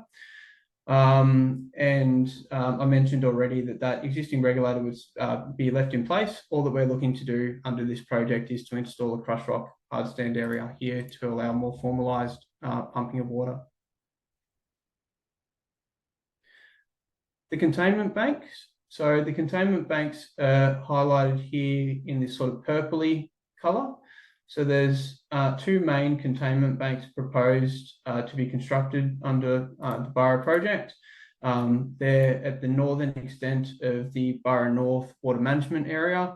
As I mentioned, this is the low point on the floodplain, and you can see the maximum inundation extent, the water here in the blue. If the containment bank wasn't, that water would be able to make its way back out to the River Murray.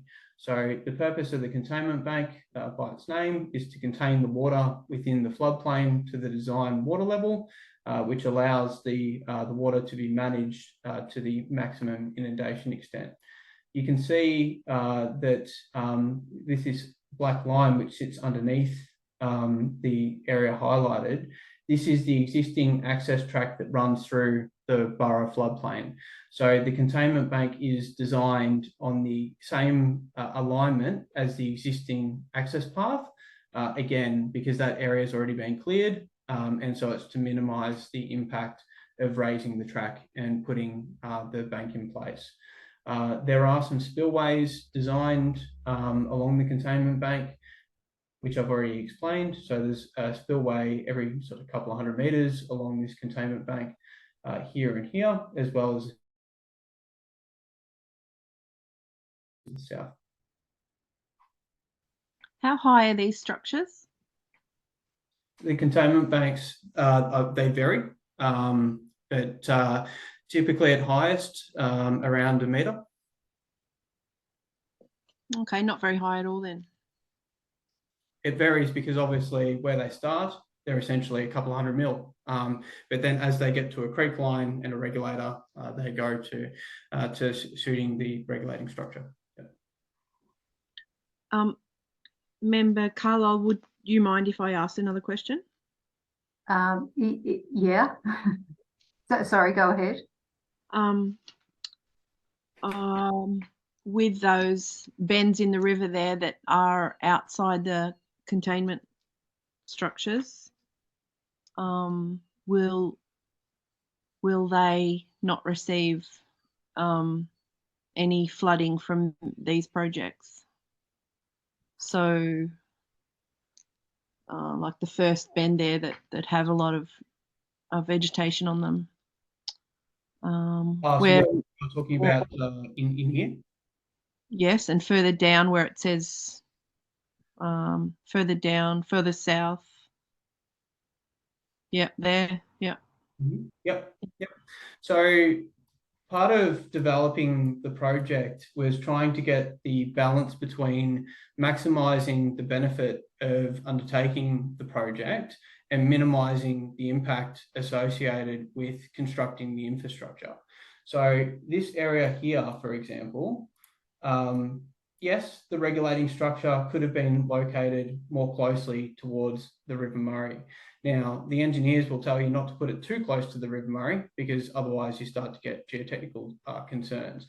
However, the primary reason why it's located at this area here rather than further back and expanding that maximum inundation area is because there's an existing access path down through here, which has already been cleared. And so from a minimising impact perspective, the infrastructure is largely designed on existing access paths.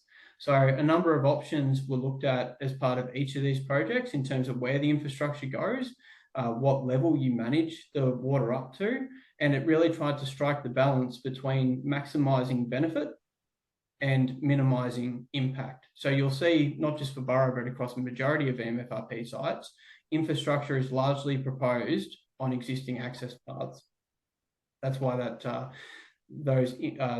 infrastructure is designed where it is. Member Carlisle, by the way, this is the end of my presentation slides. I haven't got any other slides to move on to. Okay, thanks, Mr. Freitag. I think we'll take a break, but Mr. Forrester, how much more in terms of time do you think you'll need today? I'm expecting to be around 45 minutes. Okay. What I propose to do is after we come back from the break, answer a couple of questions and note a couple of things that have come up and are relevant to the presentation you've just heard.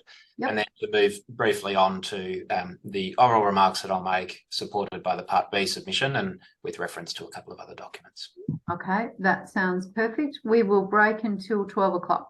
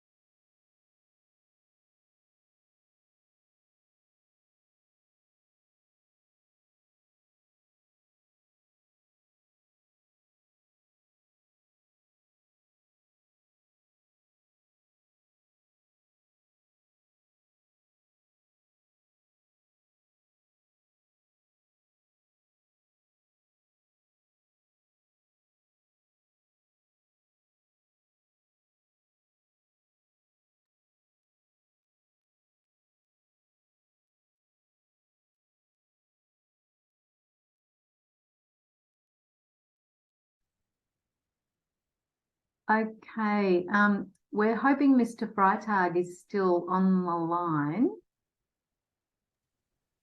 Great. We just had a couple more questions for you, Mr. Freitag, so I'll hand over to Member Briscoe. Yeah, thank you, Mr. Freitag. And I'd like to go back to the Northern Containment Bank, that last slide you had on before. Sure. The story map. Would you like me to share my screen and bring it up? That would be good, yeah. Then we can all go through it together. And there's questions about a few spots along that containment bank. Sure, no worries.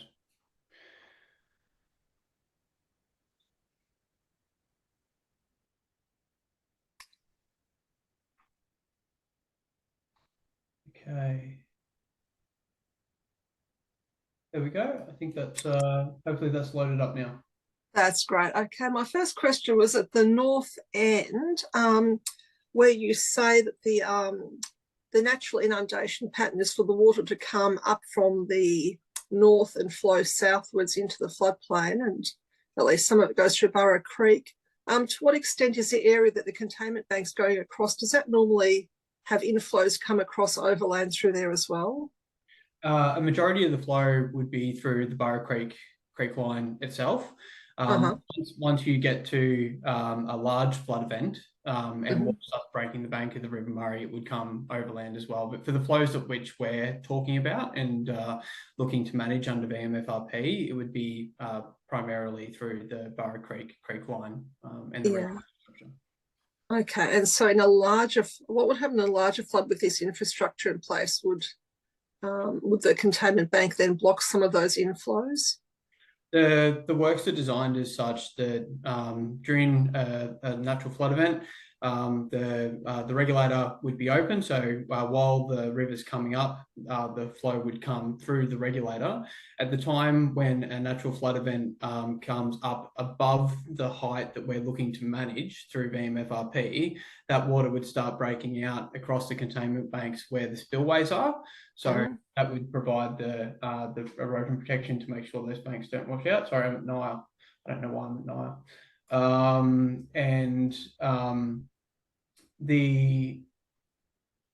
Sorry, just trying to get to the right slides. There we go.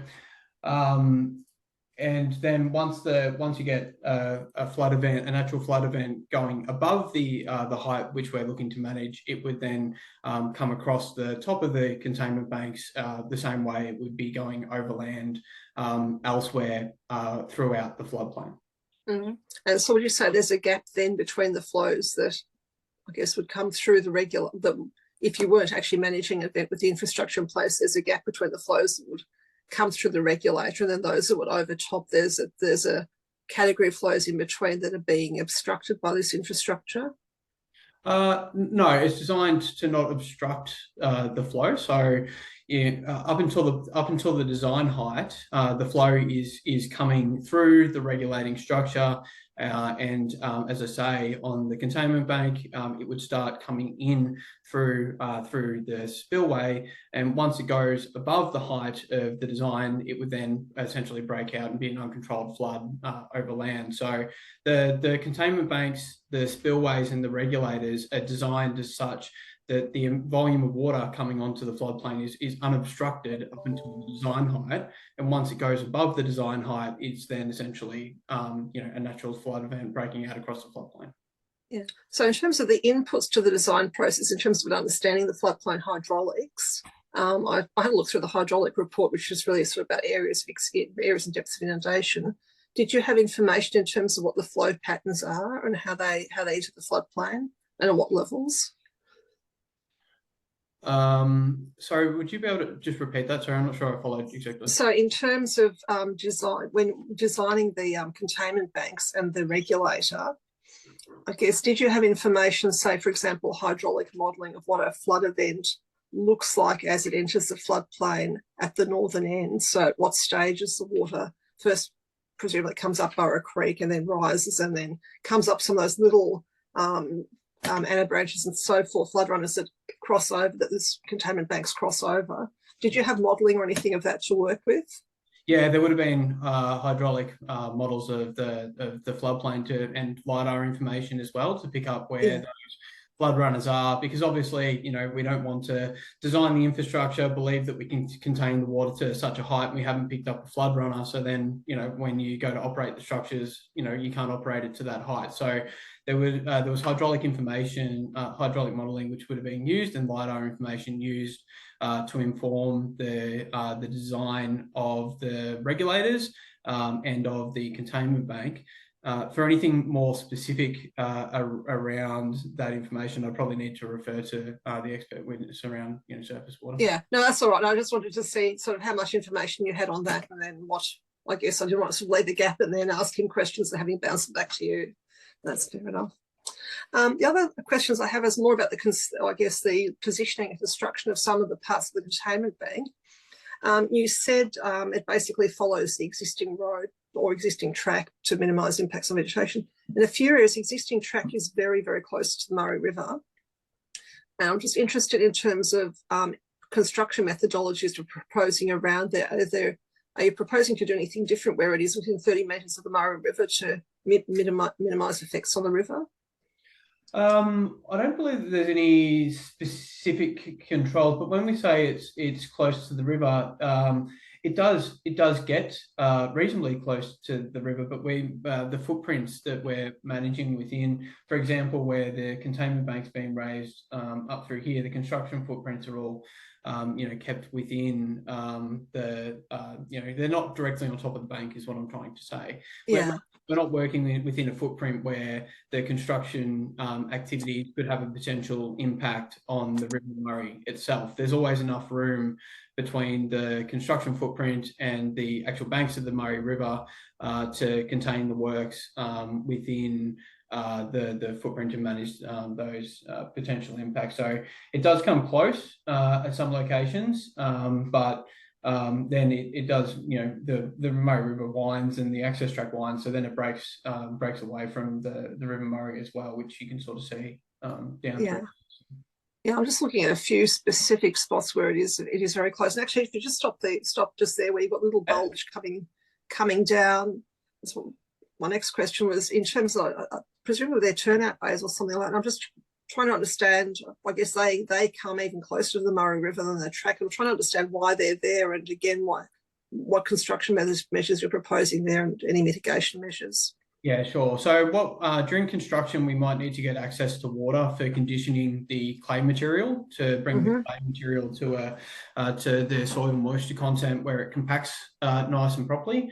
So these locations where you've just got a little breakout from the existing access track and a little location near the River Murray is essentially where we'd be looking to temporarily access water during construction for conditioning the clay. So there's no construction, so there's no permanent infrastructure going in at this location here. It's just an allowance to be able to set a pump up and pump some water over to the material which has been laid down through this extent to allow that material to be conditioned.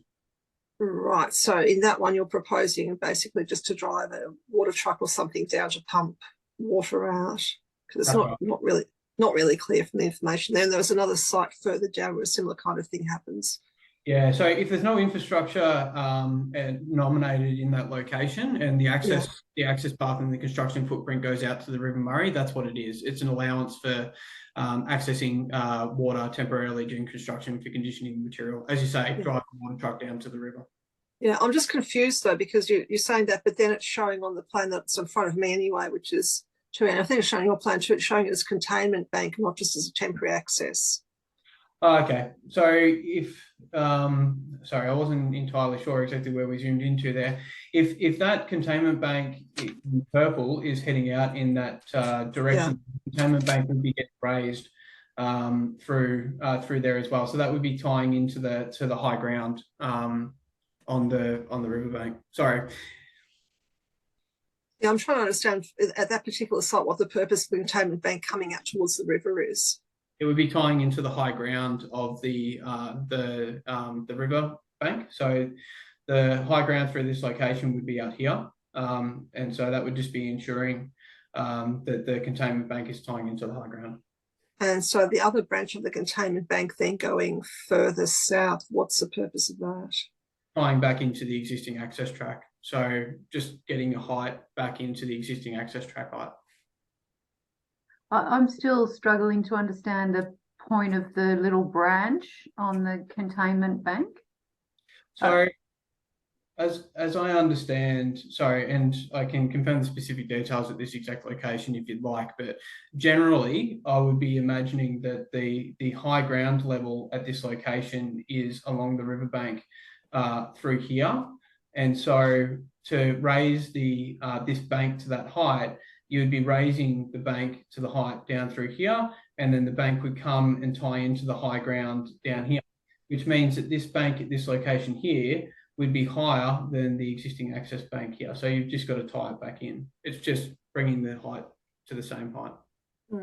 Is it possible? Sorry, you go. Sorry, I was just going to ask, is it possible to get confirmation of that, or Sure.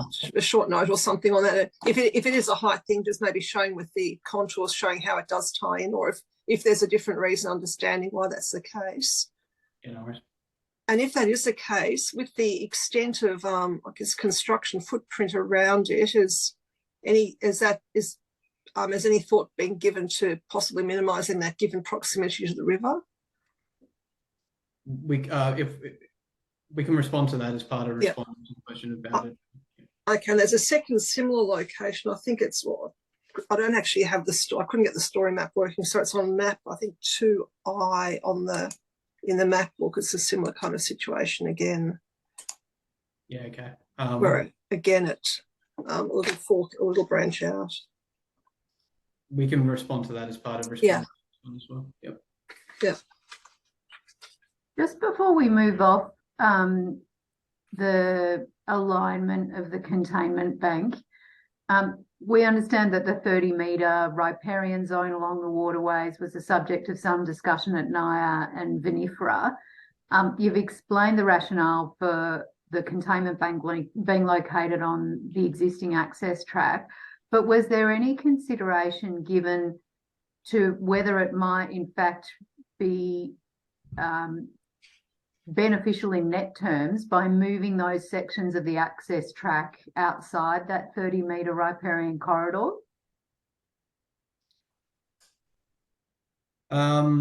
I think when we have designed the Burra Creek project and the location of the containment banks, as I mentioned, that the exercise that we went through is largely looking to site the proposed infrastructure where the existing access tracks is to minimise impact and maximise benefit. So when the original designs were done, we're talking years ago when the original designs were put together, I think from a practical standpoint, you can construct within the footprints that we've got, and you can construct in the locations where they are, evidenced by the fact that there's access tracks there already. And so that was the primary driver, I guess, for where the containment banks were proposed to be located. Yeah, I understand that. What I'm sort of questioning or wanting to explore is, and certainly in the immediate term, that makes a lot of sense, that you would not disturb undisturbed areas off to the side of that access track. But in the longer term, that containment bank will be there for some time, whether there is any benefit, and that access track will be there for some time. In the long term, whether there is any benefit in shifting the access track to at least 30 metres from the banks of the waterways, so that you effectively allow for a restoration of the riparian corridor over time. Yeah, okay. Can we respond to that? Yeah. Yep, sure. Maybe in the same note that's dealing with the little branches to the containment bank. Very useful.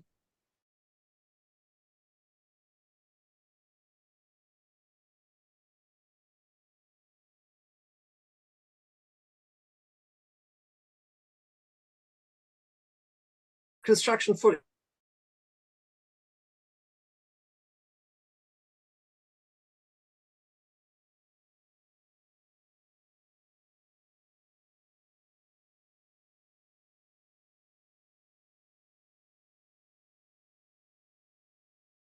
the limit of the construction footprint with a greater degree being swayed away from the river rather than towards the river.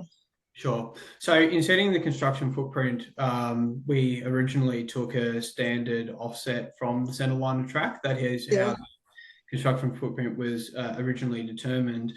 We did do site visits with the ecologists and the engineers to then determine whether there were areas where the construction footprint could shift around, to minimise impacts, and we called it a kind of a micrositing exercise.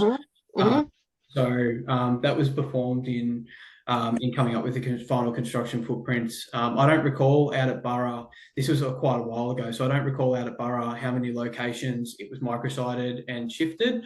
It does appear, as you say, to be largely still the sort of standard offset, but we did go through that process of micrositing the footprint around the access track to avoid impact. Thanks.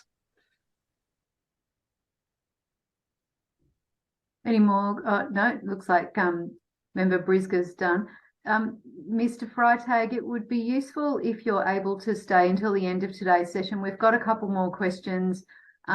We're anticipating that Mr. Forrester might be able to address them, but it would be good to have you here as a backup just in case they're more operational than we anticipated. And thanks for your presentation today. That was very helpful. Thank you. Okay, over to you, Mr. Forrester. Thank you, Member Carlisle. I'd like to start by talking to the two submission documents which have been filed with the committee, which is the Part A submission document B19 and the Part B submission B35. I'll share a couple of other documents on the screen as I speak, but the committee need not have them open. I'll identify them as I go, and we can pause with them as need be.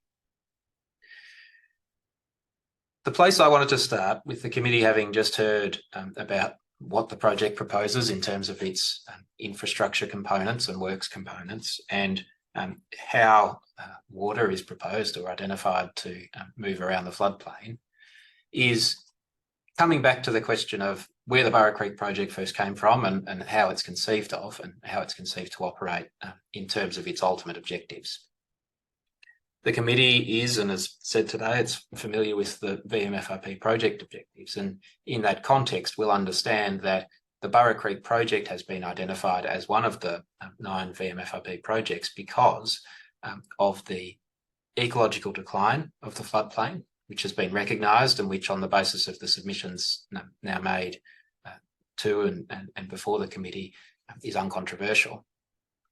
And it's a project which is designed to protect and restore the Burra Creek floodplain, both in the circumstances of that existing state of ecological decline and in the face of the threatening processes of the altered hydrology resulting from the regulation of the river, and, as you've heard and as you will have gleaned from the presentation, from the regulation of the Burra Creek floodplain itself, and also into the future having regard to the threatening process of climate change and its apprehended impacts. In that context, and in the context of a request from the committee that we ensure the Part A submission identify any additional strategic matters other than the many identified through the Part A submission in respect of EES Central and filed before the VMFRP Roundtable. In document B19, the Part A submission, after describing the project and the floodplain in Part 1, at page 6, the submission identifies the specific context of the Burra Creek floodplain as, in the context particularly of the Burra North water management area, including those conservation reserves that have been identified for you, which are managed under and in accordance with the River Red Gum Parks Management Plan. In the context of that document, it's the case that the Burra Creek floodplain is identified as one of numerous floodplains as a priority area for environmental management, on the basis of the recognised ecological decline and the long-term impacts that any further deterioration of the expanse and condition of wetlands will have on their ecosystems and on all of the values that they support. Coming back then to the project objectives, the first objective, or the first listed objective of the VMFRP, is to protect and restore floodplain ecosystem biodiversity values, function and habitat components, including for key species and communities, by better aligning the frequency, duration and timing of managed inundation events with the ecological needs of the floodplains. In that context, the basis on which the projects are developed, they were first conceived and now they are developed and to be assessed, is having regard to what those ecological needs of the floodplains are in their natural circumstances. That is to say, addressing the ecological decline in the sense of not accepting the condition that the floodplains are in now, but rather seeking to restore them to a condition which at least comes closer to those which would have been the case in the natural setting. It's in that context and in the context of the project objective that I've just read that the addendum documents were prepared. As the committee will be familiar and as we've identified in the submissions, in the course of the 2022-23 flood event, observations of flood behaviour at Barra Creek were different to those which would have been expected on the basis of modelling and information available, which had all been produced in the context of the many decades in which a flood event of that magnitude had not been experienced. And where that's taken us to is through the production of, or the work that went into the production of the addendum documents, a better understanding of what the pre-regulation regime would have looked like here at Barra Creek.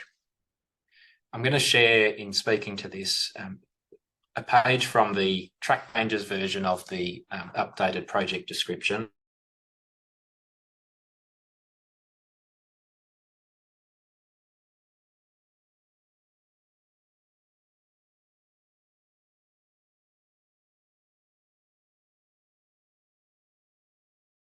And the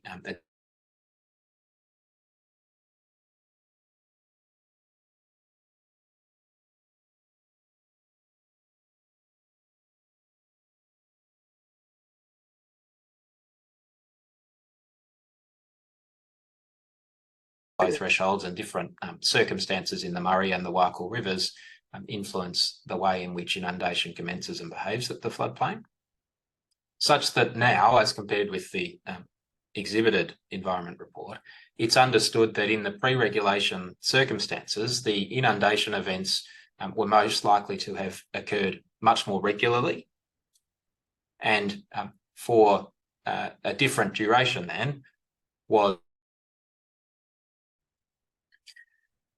As a consequence, what has happened in terms of the addendum documents is the identification that in the context of this project objective, to better align inundation in its frequency, duration and timing with what would have been the case in natural conditions, the VMFRP watering objectives have been updated. And so they have changed to come closer to the pre-regulation numbers in the way that you see now in the basin plan with VMFRP column of this table 6.18. Where that takes us then is to a circumstance in which, through the production of the addendum report, it's been identified that the VMFRP at Barra Creek can, through the implementation of the project now before the committee, result in watering events which are, in addition to their timing, better aligned with natural circumstances in their frequency and in their duration. In each of the seasonal Anna Branch and Billabong and, the seasonal fresh watering scenario in respect of the seasonal Anna Branch and Billabong EWRCs and the Barra maximum scenario in respect of the balance of the EWRCs. I've taken the committee to those because in the context of submissions now before the committee in respect of Barra Creek in particular, and leaving aside those which have otherwise been addressed consistent with my earlier comments, the one thing that's really identified and talked about in the context of submissions is what has changed in terms of expected vegetation responses in terms of these different watering objectives and the watering scenarios. And I thought it worth pausing to identify that given that different understanding of the natural regime, given the different potential operating scenarios which are identified, the extent to which the vegetation responses have changed in the addendum documents as compared with the exhibited ER, are, as addressed in both the Environment Victoria submission and in the Part A submission filed by my client, impacts which are in fact bringing the floodplain into a circumstance which is more consistent with the natural circumstances.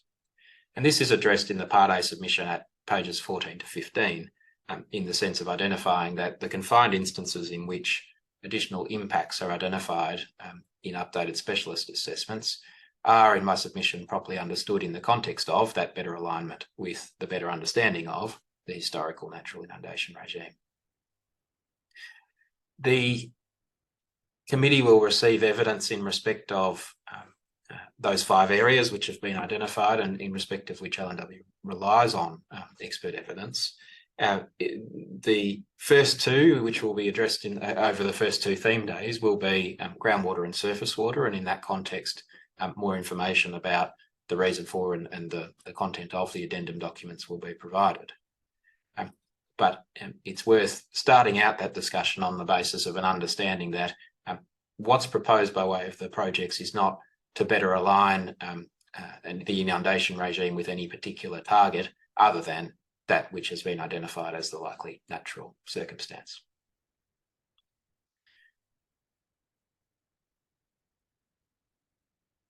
I can now identify, by way of responses to a couple of questions and matters raised in the context of Mr. Freitag's presentation, that first, we will prepare and provide the committee with that written material in respect of the particular matters discussed towards the end and after the break. But it's worth identifying first, in respect of Bank 4, that's the bank to be decommissioned and removed from the Burra Creek, that was a bank which was historically used by the holder of the land adjacent to the bank, which we spoke about in the context of that access track which goes through it, to water cattle. Cattle on that land, it's no longer used for that purpose, and the bank is no longer used in that way. The other thing that might be useful to briefly address is the extent of, or is the question of the alignment of works with existing tracks and the question of their proximity to the Murray River. I'd like to do that by turning to the Part B submission, because in part this is addressed in that context. Table document 35 addresses a question or two from the, it's in the Part A submission, I'm sorry, addresses a couple of questions from the committee in the context of relevant clauses of the planning scheme which identify this 30-metre buffer in the context of all waterways. We will address precisely what's the scenario is, or the circumstances are in respect of those spurs or turnaround areas associated with the containment banks that were focused on in writing. But in the immediate context, I'd like to identify 2 things. The first is, as set out in the Part A submission at page 20 and following, the relevant clauses of the planning scheme which identify the 30-metre buffer or separation distance from the banks of waterway systems exist in the context of identified purposes and objectives which are served and which are achieved by the VMFRP. And that's the basis on which in the Part A submission we submit that the extent to which there are any works in or adjacent to waterways is consistent with those relevant clauses, and in that context the fact that those clauses identify this relatively arbitrary buffer distance or separation distance, it can be considered to be not inconsistent with the projects.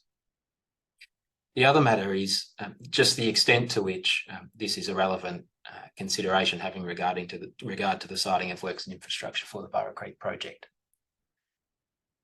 At paragraph 60 of the Part A submission, I identify that, as is described in the environment report and as the committee has been made aware in other contexts, the siting of works and infrastructure has been influenced by first those practical considerations.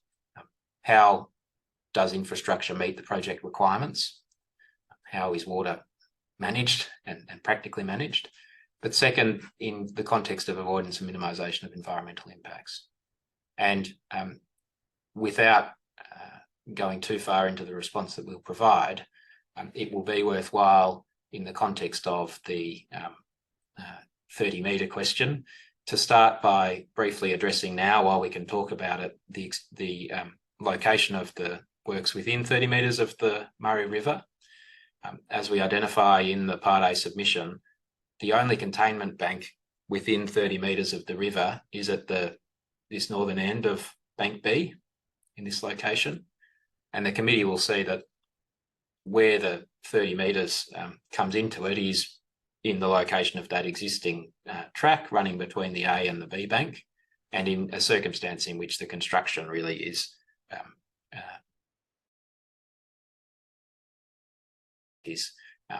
less significant in this location towards its end and where it meets the natural topography.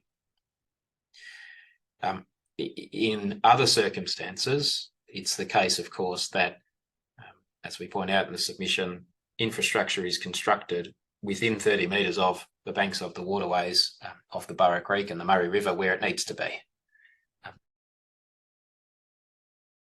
There's a drop structure proposed, or because there's a hard stand proposed next to the river. That's the image you've got on the screen there, pardon me, is not a live image, is it? That's from the map book? That's right. This is map book map 6 of 24, or map 2C in respect to Burra Creek. Okay. So it just, there doesn't appear to be, I've got new glasses which aren't working all that well, but there doesn't appear to be a dimension there between the access track and the riverbank. Yes, they're not, the dimensions aren't shown. They're certainly, there's a scale indicated, but what I'd propose to do is to ensure that in the written response we provide, we identify these questions of dimensions and so on. Okay. My understanding is, on the basis of instructions I have, that that's the location in which we're within 30 metres of the bank. It's the northern B bank that's the relevant one. And does that include the little spurs that we were talking about earlier? The spurs, I don't believe are included in what I've just said, in the sense that, pardon me, I've ended up in a strange view here. I'm now moving down to the southern end of northern B bank, and this is one of the spurs, or what I understood to be the turnaround areas or tie-ins which were talked about, in the sense that there's no construction, that there's no infrastructure to be constructed within those circles where they come within 30 metres. That's my current understanding, but again, we'll address those in the written response. Yep. If all of that can be wrapped up in that technical note, so a summary of the purpose of those spurs, a comprehensive list of all infrastructure proposed within 30 metres of the waterway. Is there anything else that we needed addressed in there, Member Briscoe? Yeah, so I guess all the location where the infrastructure is within 30 metres, I guess where the construction footprint goes within 30 metres as well is of interest. Construction footprint, yes. Yes, and there was a related question about that latter point, which was, could the construction footprint be biased away from the river? Now, I apprehend the response to that will be that the construction footprint cited to allow the buffer that was spoken about, and we'll get into the specifics of the avoidance and minimisation questions associated with this, because of course, as the project development attachment identifies, the siting of the banks has always been influenced by the proximity of other values and matters, including native vegetation. Looking down to this same location at the northern end of the northern B bank, you'll see, for example, the tightness with which that containment bank has been located and can be located, having regard to the identified vegetation in close proximity to it. And so I'd anticipate that we'll also address the extent to which avoidance and minimisation in the context of native vegetation is relevant.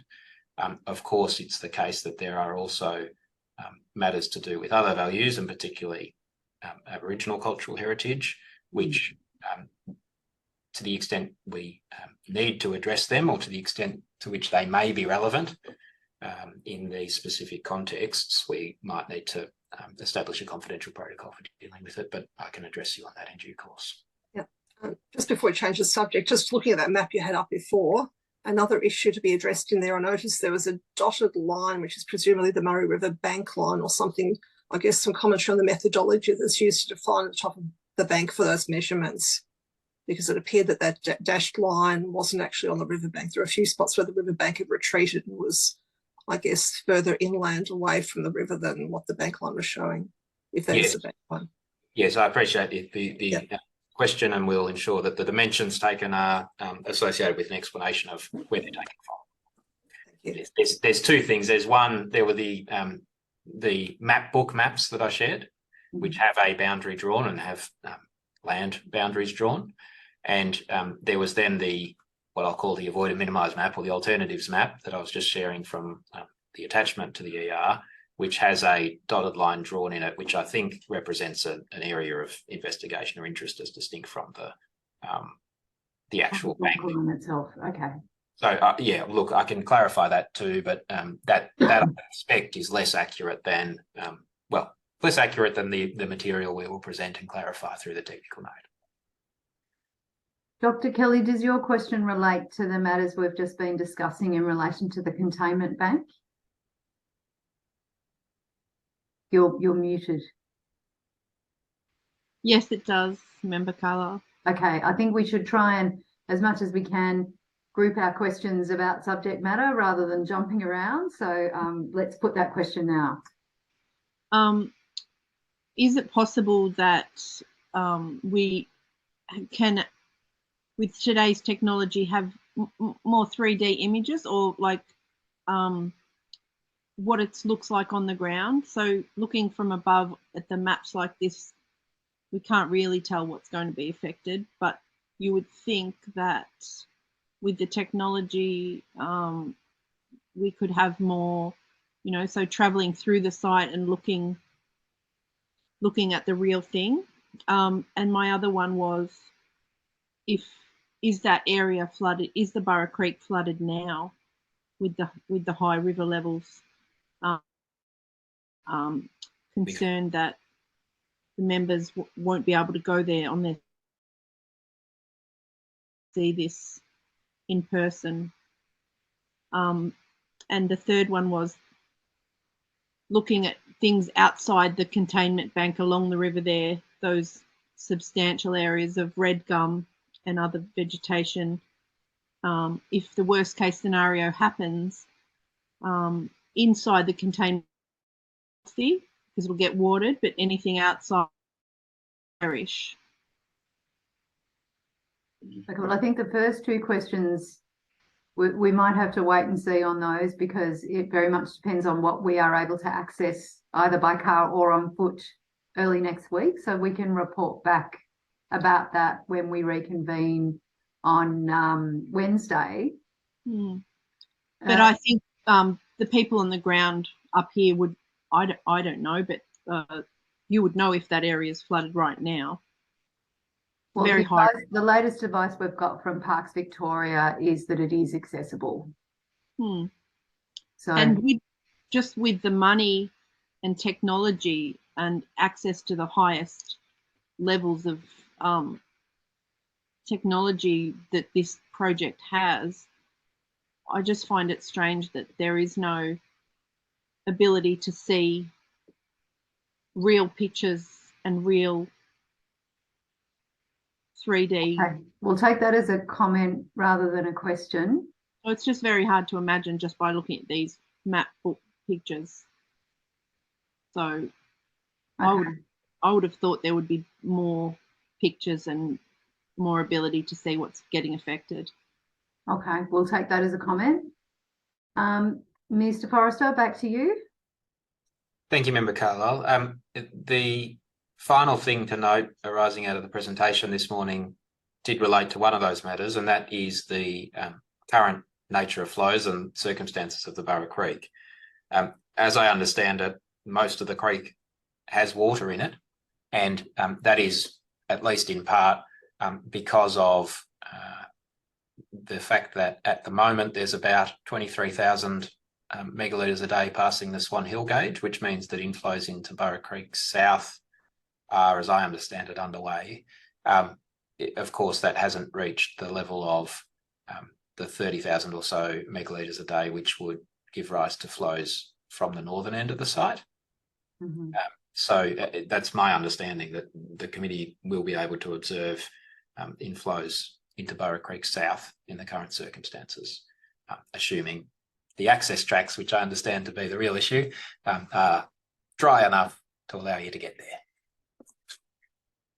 there. With that said, the balance of remarks that I wanted to make really relate to what will happen after today and those matters set out in the Part B submission, table document B35, in respect of lessons from the Naira and VMFRP projects and from the EES Central report and Minister's assessment.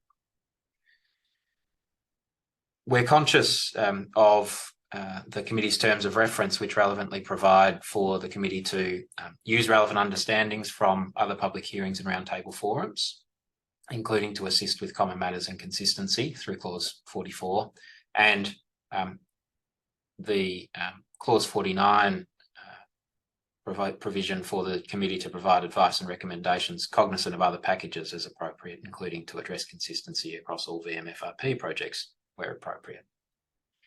In that context, in the Part B submission, we've sought to set out those matters which we would describe as the key learnings from or lessons from the Naira and VMFRP project roundtable.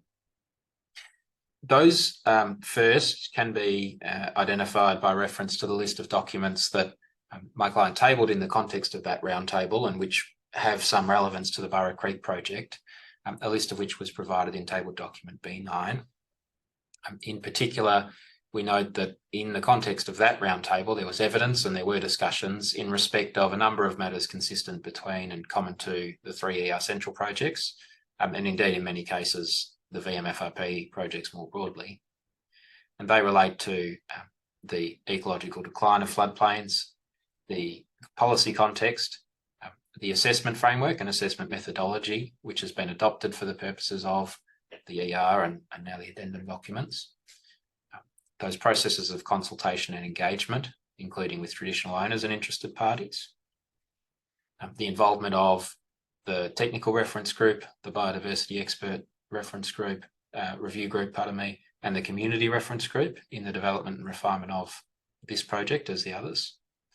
The processes by which the development was developed, including the iterative development of alternatives through specialist effects and project partner workshops, and the proposed incorporated document, Environmental Management Framework and Environmental Delivery Standards, which are proposed to apply to all three ER Central projects. In a general sense, and as the committee will hear in the course of evidence, the Burra Creek floodplain is physically separate from and distinct to the Naira and VMFRP floodplains. So there's not an interrelationship between the manner in which there may be flooding further upstream at Naira and VMFRP and flooding at Burra, so to the extent that river flow is relevant, of course. But there are similarities between the composition of the faunal and floristic communities of the floodplains, including in that ecological decline is represented at each site through evidence of terrestrialisation resulting from altered hydrology. In the context of the EES Central report and the Minister's assessment then, as I said at the outset, there are some more crystallised lessons to be learned and some public and identified matters which have been identified as recommendations and conclusions of each of the committee and the Minister. Being conscious of those terms of reference which provide for consistency and regard to be had to those earlier projects, we have an apprehension and anticipation that this committee will be inclined to be consistent in its conclusions and recommendations in respect of the Burra Creek project and in respect of matters which are common between this and the other projects, including those now reported and assessed. And in that context, from page 6 on, set out the ultimate conclusion of the Minister, which was that while the EES Central projects would result in significant impacts during construction, the environmental effects can be acceptably managed and the projects can achieve an overall improvement to the floodplain environments within the project areas. On the basis of a conclusion that the projects are likely to exceed acceptable environmental outcomes, as the expected ecological and biodiversity benefits are likely to be significant and are likely to result in improvements to ecology and biodiversity in important floodplain environments. Having regard to the fact that the residual impacts of both projects are capable of being managed to acceptable levels, and having regard to the fact that the proposed project controls are suitable to achieve those outcomes of ecological and biodiversity benefit and proper management of residual impacts to acceptable levels. In each of those contexts, those conclusions are linked to findings in respect of what was proposed in respect of the Hatter Lakes North and the Balsa-Youngera projects. And so first, the overall proposition that those floodplains would be watered was held to be and concluded to be consistent with legislation and policy and consistent with the delivery of benefit. The conclusions were based on satisfaction in respect of how the assessment demonstrated the application of avoid and minimise principles and the basis on which the clearing which is necessitated in order to deliver the projects of native vegetation and the disturbance of recorded Aboriginal heritage site would be managed by appropriate measures provided for in the EMF and EDSs. They were supported by a conclusion that the principles of adaptive management are suitably applied, are capable of achieving benefit, and will be critical to the ongoing management and operation of the projects. And on the basis of a number of other conclusions as set out paragraph 20.4 and onwards of our Part B submission in respect of a need for consideration to be given to continuing obligations under the Aboriginal Heritage Act, a conclusions in respect of mechanical matters, the proposed planning scheme amendment, use of the incorporated document. Importantly, a conclusion that the EMF there proposed included and provided an appropriate framework for the continuing engagement of traditional owners through design, construction and operation.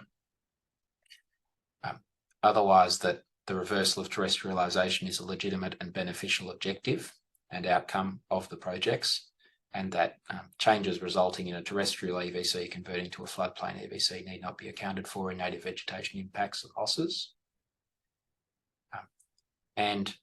Having addressed the incorporated document, the Minister recommended, and the committee indeed recommended, that further work be carried out, while not necessary for the purpose of the assessment of the environmental effects of the projects at this pre-approval stage, suitably to inform the approvals themselves in respect of uncertainties relating to floodplain hydraulics and floodplain ecology, such that those matters could be fed into a confirmation of the extent of benefits and an update of what's presented as the assessments of overall biodiversity improvements prior to final decision making on the alternative arrangement to native vegetation offsets. At paragraph 21 of the Part B submission, we set out a number of other matters in terms of the assessment undertaken and presented in EES Central, which we say are relevant to the Burra Creek project. That's in respect of assessment of alternatives, cumulative effects, application of avoid and minimise principles, engagement with traditional owners, and the use of the Source Murray model in respect of hydrological modelling.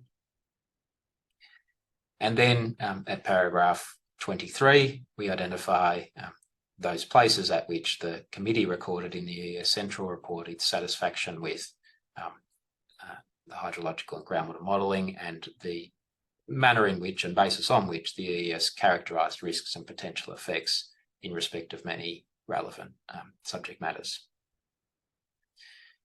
From paragraph 24, we address the recommendations made by the committee and the Minister in respect of the fine-tuning of the EES Central projects, and in this category we characterise of EDS's monitoring requirements, tying conclusions from specialist assessments and reached in evidence or otherwise by the committee back to wording in EDSs and so on. Before turning to what was expressly identified as the, I think, 4 key recommendations in respect of the environmental management framework, in respect of that question of floodplain hydraulics and floodplain vegetation implications, as well as monitoring of groundwater within the maximum inundation area for those projects and the preparation of management plan for certain species. To contextualise those recommendations to Burra Creek, first we note again that expectation that the committee will be inclined to consistency with its previous finding, and that likely will apply in respect of the question of hydraulic modelling and implications for floodplain vegetation.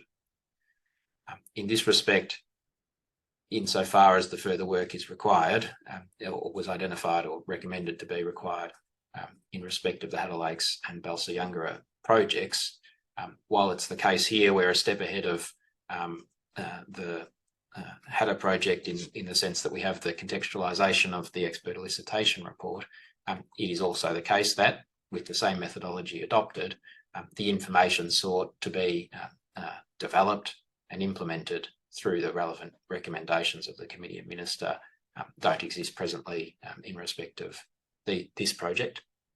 And at paragraph 26.1, we've identified the relevant evidence of Dr. Treadwell in respect of the relevant hydraulic matters there, in addition to the relevant information in respect of the response of vegetation to inundation of particular depth, as was in that context.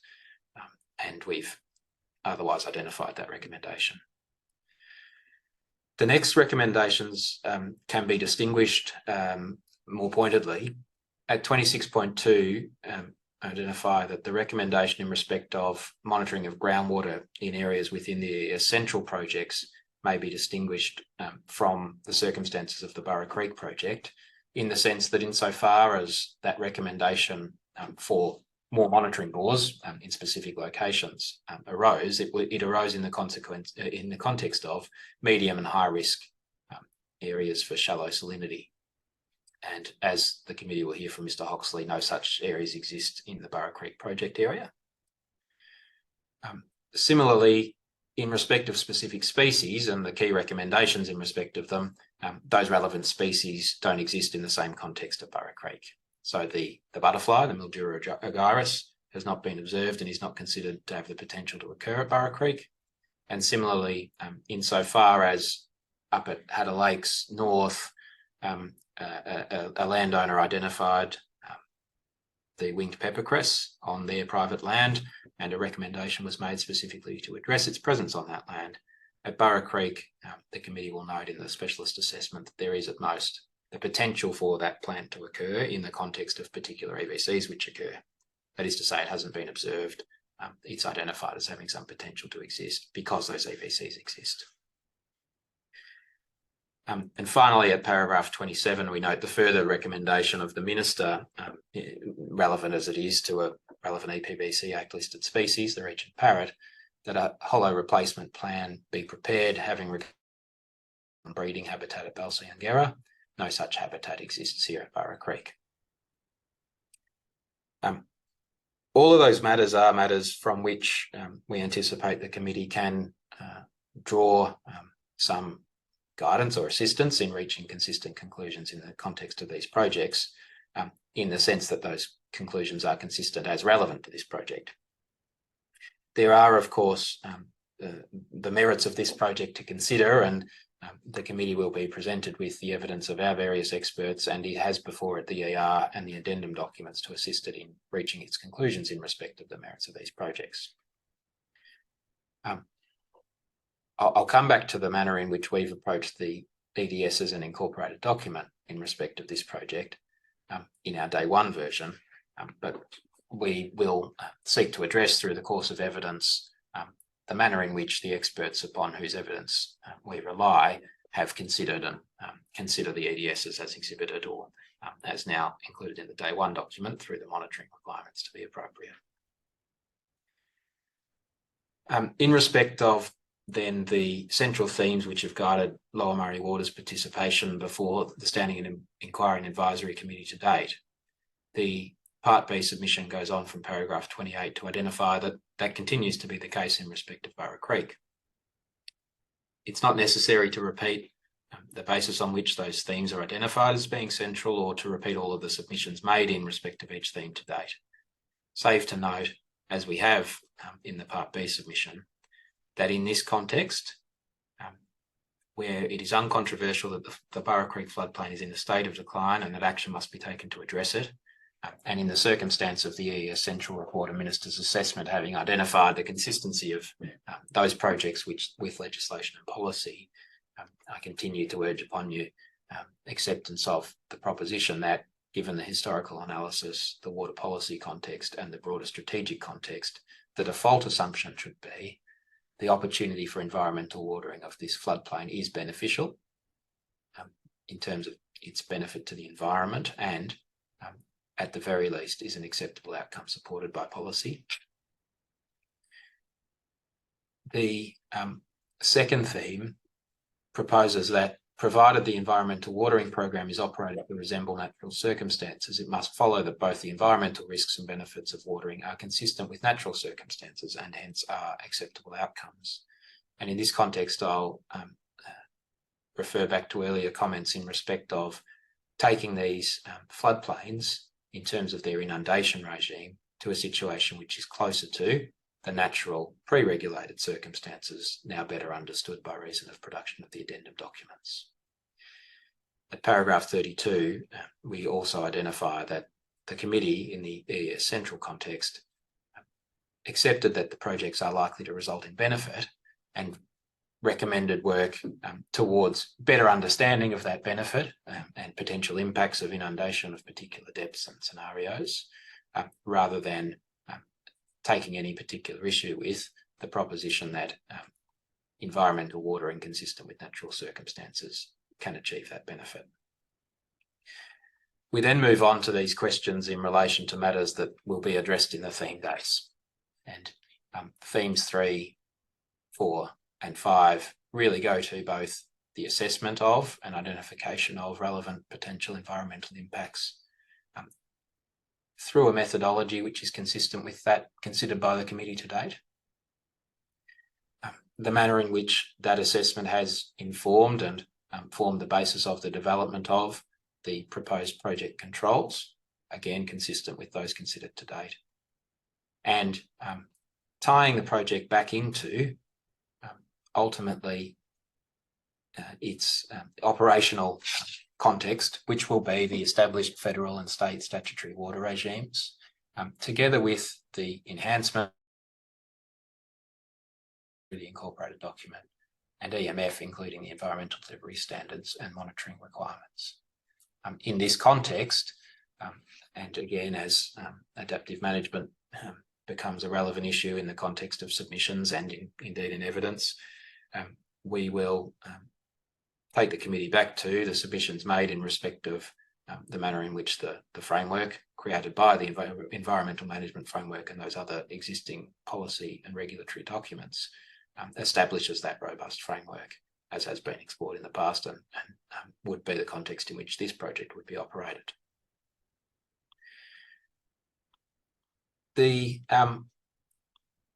final matter that I'll move on to address will be the day one incorporated document and proposed environmental delivery standards and monitoring requirements. The incorporated document I won't talk to in detail. It's tabled document B22.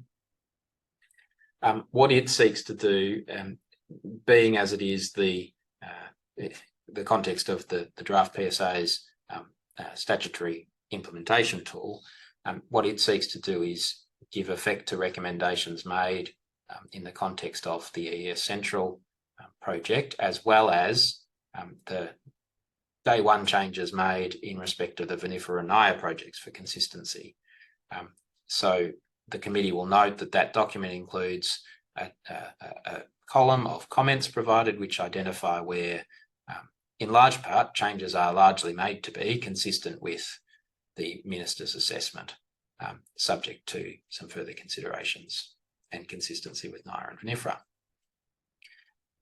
In terms of the table document B21 EDSs and monitoring requirements, the committee will note that the EDSs are included on the basis of the NIRA and VMFRP proposed changes from the final day version of the EDS there, which was similar to the day one version. But there are two changes that I'll briefly identify. The first appears at page 29 and is a change in respect of monitoring requirement TE6. Changes are made to give effect to recommendations of Dr. King, and we'll ensure that Dr. King addresses first that change on page 19 and a further change on page 20 in respect of monitoring requirement TE9. What we have not done in the day one EDSs is seek to give effect to each of the changes recommended by either the EES Central Committee report or the Minister's assessment. That's justified on a couple of bases. First, it's because, I'll stop sharing that.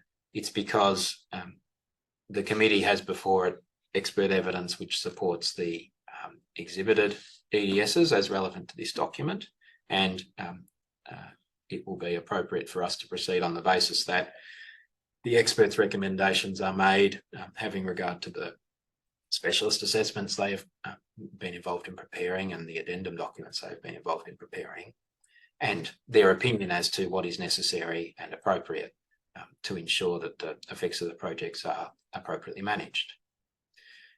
Secondly, in a practical sense, there are some instances in which recommendations are made in very express terms, in the sense that particular drafting is identified and recommended.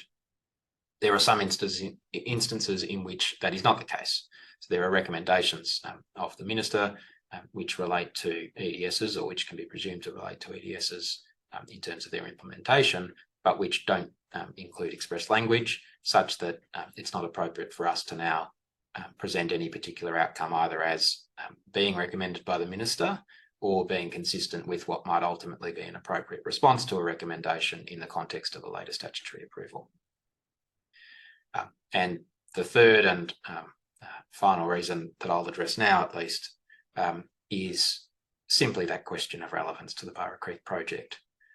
It's obviously the case that, as I did in respect of those key recommendations of the committee in respect of the Agaris and the winged peppercress, that certain recommendations are clearly and plainly relevant to the particular projects with which EES Central was concerned, and not to the Burra Creek project.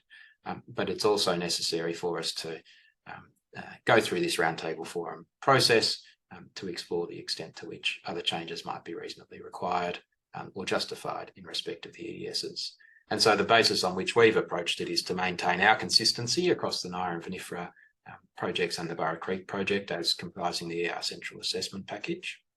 And we do that, though, conscious of the fact those recommendations have been made in the context of the way that the EES Central Package now needs to move on towards its statutory approvals, with the Minister's assessment being a step towards those statutory approvals rather than a step in the approval of those projects. Those are the matters I sought to address for you now. I'm conscious of the indication that there might be a few questions that I've taken down from this morning that we will address in writing and in detail. After today, of course, we break and reconvene for the various before moving on through aquatic ecology, terrestrial ecology, and then in the context of that final day for submissions, and in addition to addressing the question of project benefits, which is a matter, as I understand, to be confirmed in respect to precisely how that's done, according to the timetable.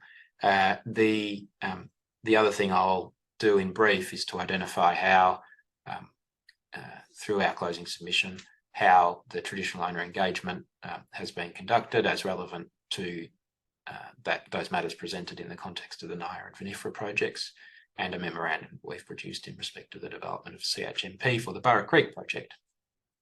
Having then addressed those project benefits questions, we can address any other matters relevant to those balance of themes that are not addressed through the expert evidence. So with that, well, it's probably an appropriate time for those questions, Member Carlisle. Okay, thanks, Mr. Forrester. And I think, you know, to the extent that we're able to, if we can ask questions around the sort of same themes at the same time. So, Dr. Kelly, if you have questions in relation to these issues that we're about to raise, do jump in at the time, but we'll have an opportunity for you to put any additional questions at the end. Our first couple of questions sort of relate really to these addendum documents for Burra and the updated analysis in Wakul effect. And I'm just not clear on why the operating scenarios, so that in the originally exhibited report, there were 5 operating scenarios, 4. We've lost the Burra intermediate operating scenario. Can you just explain why that's happened? Well, the way I'd like to answer it first is to ask the committee to consider that and address that in the context of Dr. Treadwell's evidence, because there is some description through Dr. Treadwell's evidence of the manner in which the Wakul effect, the Wakul backwater effect influences inflows into the river, which I think will also be relevant having regard to a couple of questions that have been raised this morning. In short, it reflects an understanding of how inundation would have behaved and inundated various parts of the floodplain at particular times. So where the relevant ecological water regime classes exist across the floodplain will have been inundated at the thresholds represented by the equivalent Murray River flow figures, rather than being inundated having regard to what we might now construe on a sort of desktop basis or theoretical basis as their inundation requirements or ecological requirements.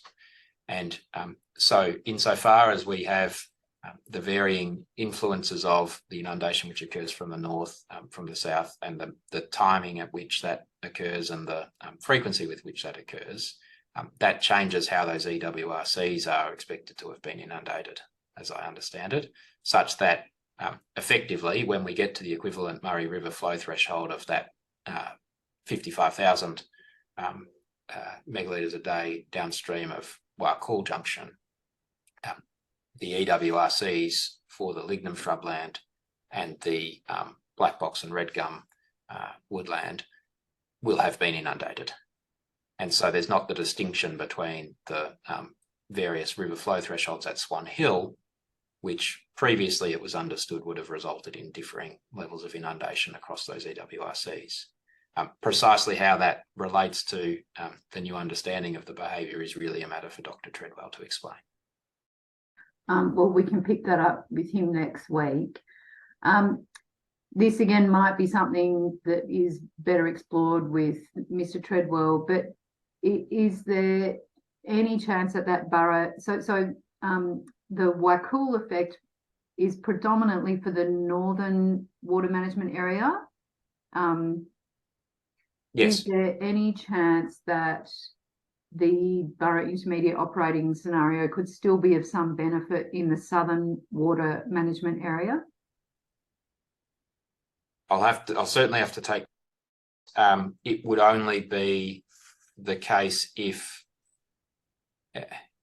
as I understand it, and as the Burra Creek South water management area includes only really the creek line, the extent of any benefit will be limited to vegetation within that creek line. And so I think the question comes back to, would the original Burra intermediate scenario be of benefit in the sense of wanting to get more water into that creek line within the Burra South WMA? And to answer that question, I'll come back to you. Thank you. Now, the summary report dealing with the addendum documents mentions, I think it's in the context of the surface water assessment and the impacts of this new data on the surface water assessment, that the maximum depth of inundation and the maximum area of inundation have not changed as a result of this new information. What about the duration, frequency and velocity of water? Has that been specifically assessed? As I understand it, it has been. There has certainly been consideration of those hydraulic characteristics in terms of inundation. There's certainly some information presented in respect of the updated or addendum specialist assessments in respect of the way in which depth and behaviour of water is different between the two understandings. Again, this will be a matter for Dr. Treadwell to fully address you on. Did you want to add anything there, Mr. Freitag? I was essentially going to say the same as what Mr. Forrester just said. Thank you. Sorry for the noisy typing. It's just too hard to keep muting and unmuting. My last question on these updated documents that are part of that addendum package relates to the assessment of overall improvements to biodiversity. The summary, so that the AOIB has been updated, and there's sort of, a couple of pages of new text in there about Burra, but the summary document doesn't really explain whether the AOIB has gone up or down. It just says that there will still be an overall improvement. Has there been any quantification of the overall improvement, both in light of this new data and before? Yes, that's suitably committed to writing, because ultimately, if the answer is no, it's something that I expect we can prepare shortly. So I'll commit an answer to that in writing. Okay, great.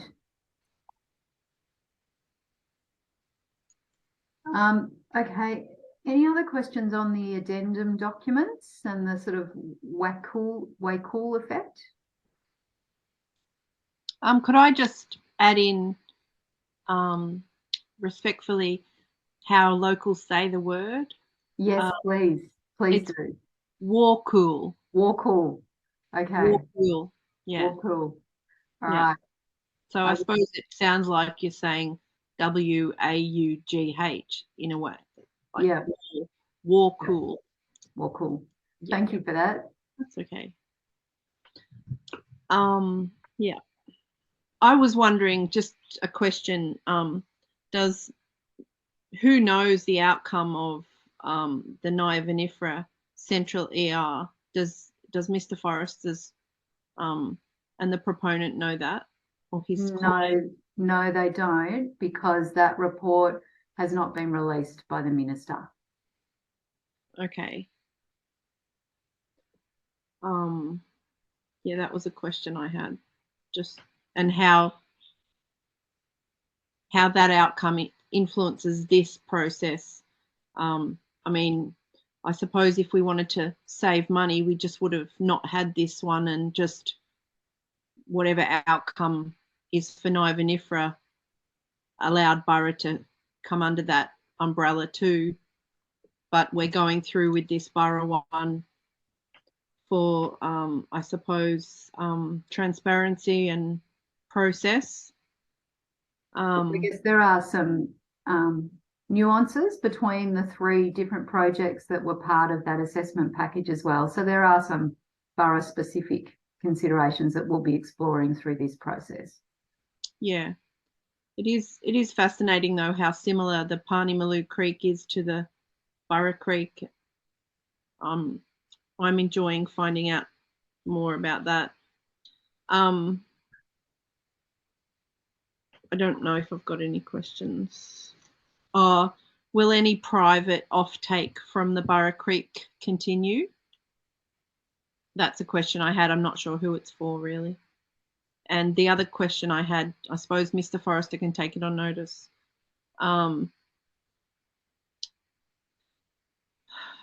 The percentage of red gum and the percentage of black box in the Burra Creek Reserve, and what percentage of red gum is going to be removed or destroyed? What percentage of the red gum vegetation?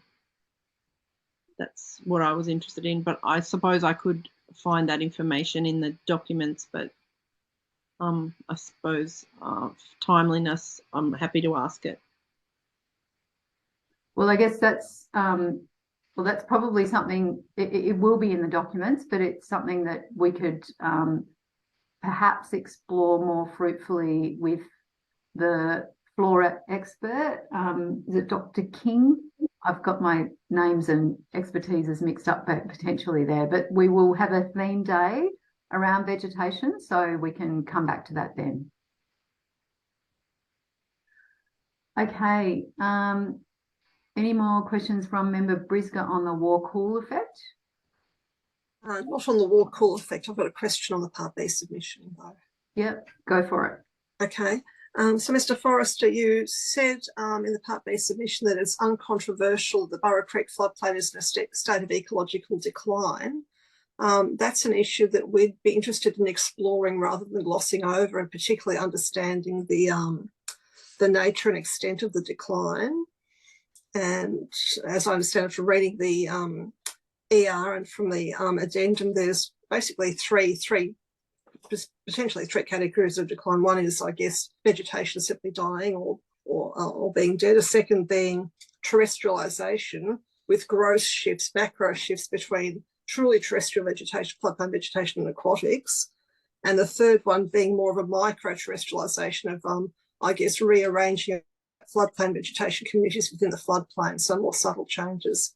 And we're interested in exploring, I guess, to what extent the decline fits into those categories or perhaps other categories that ecologists think are relevant, and I guess how far this project intends to go in terms of rearranging and shifting and addressing those problems. So it's something that I guess we'll be exploring with the expert witnesses on the various theme days, but something I wanted to give you a heads up that is an issue of interest to us, and we don't want to just take it at face value. We do want to actually look and investigate that question. Yes, thank you, Member Briscoe. The extent to which the Part B refers to a lack of controversy, it should be taken to be a lack of controversy as between the parties and submitters, in the sense that no one contends that the various, the historical material, for example, which identifies these circumstances is inaccurate or wrong in the sense of the overall condition of the floodplain, or that what is presented in terms of the specialist assessments is incorrect or inaccurate in terms of the declining condition of the floodplain. There are two ways in which this is relevant. The first is in the sense that it is observed and can be observed, and that's the question as to what's represented in the specialist assessment, and as you foreshadowed, can be explored through the expert evidence. There's a second aspect in terms of the question of decline, and that relates to the ongoing trajectory of decline. And in this respect, one of the difficulties with which we must all grapple was addressed in the context of the ES Central hearing in particular, and that is the history of river regulation and the length of that history in the context of interventions in the river which extend back significantly longer, very significantly longer, by an order of magnitude, as compared with what I'll describe in really broad terms as the ecological or environmental data in respect of how these floodplains have been inundated, in respect of the communities that belong to these floodplains in their natural condition. And so there are, I suppose, as I say, that first category of matters which we can explore in quantifiable terms And then there's a second category with which perhaps it's most appropriate for us to engage in submission or technical note to, I suppose, readdress those matters in respect of the broad trajectories and in respect of the threatening processes which have been identified in the context of the floodplains. Yeah, thank you for that. And I guess within that second category, I guess we would see climate change being something that would be interested in being addressed on in terms of how that fits into the trajectories going forward. Yes, absolutely.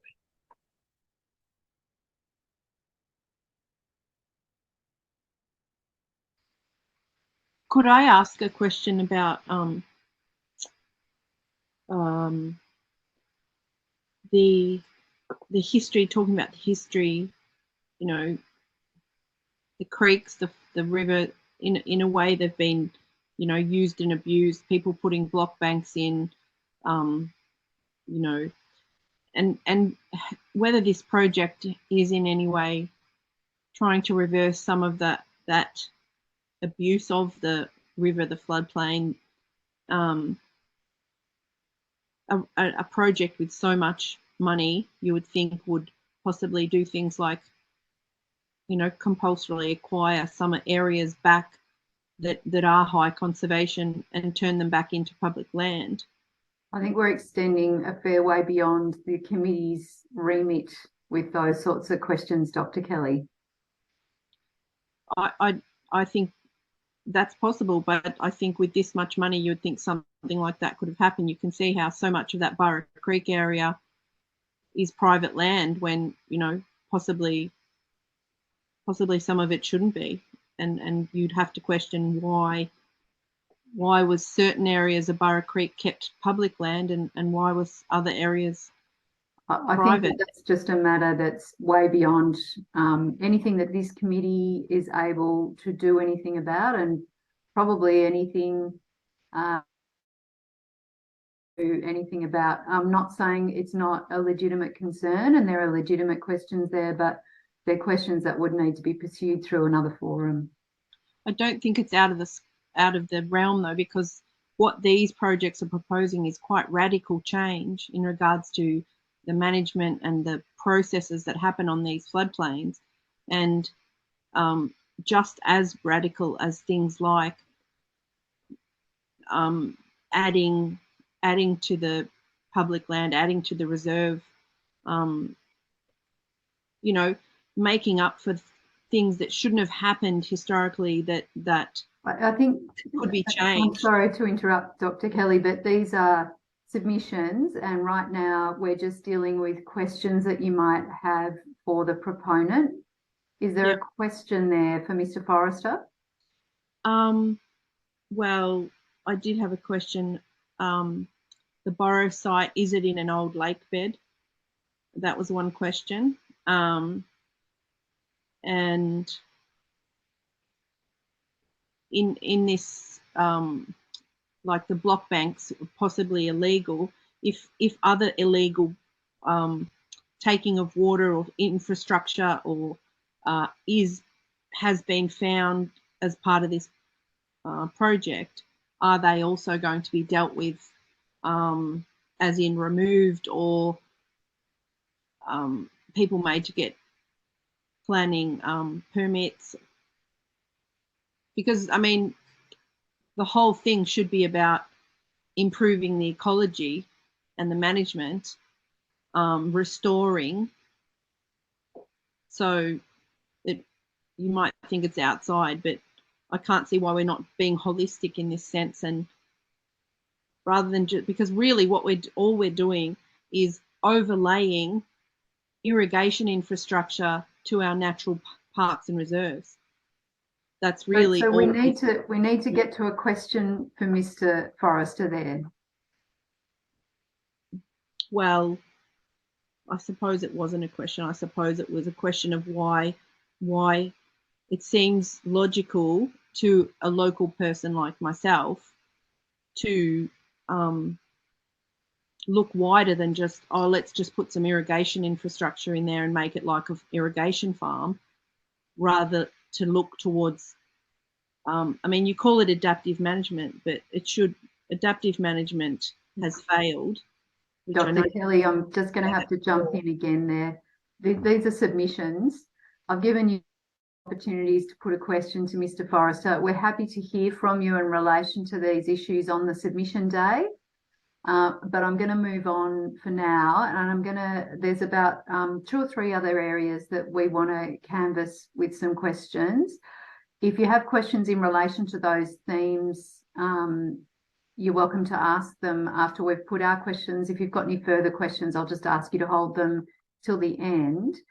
The next couple of questions, Mr. Forrester, relates to this concept of reversal of terrestrialisation, and we note what you say in paragraph 20.7 of your Part B submission, but we're just interested in exploring in a little bit more detail what underpins the assumption that the reversal of terrestrialisation will deliver these better ecological outcomes. I know that that is an issue that has come up in the previous processes, but we're just still not entirely clear on what's underpinning that assumption.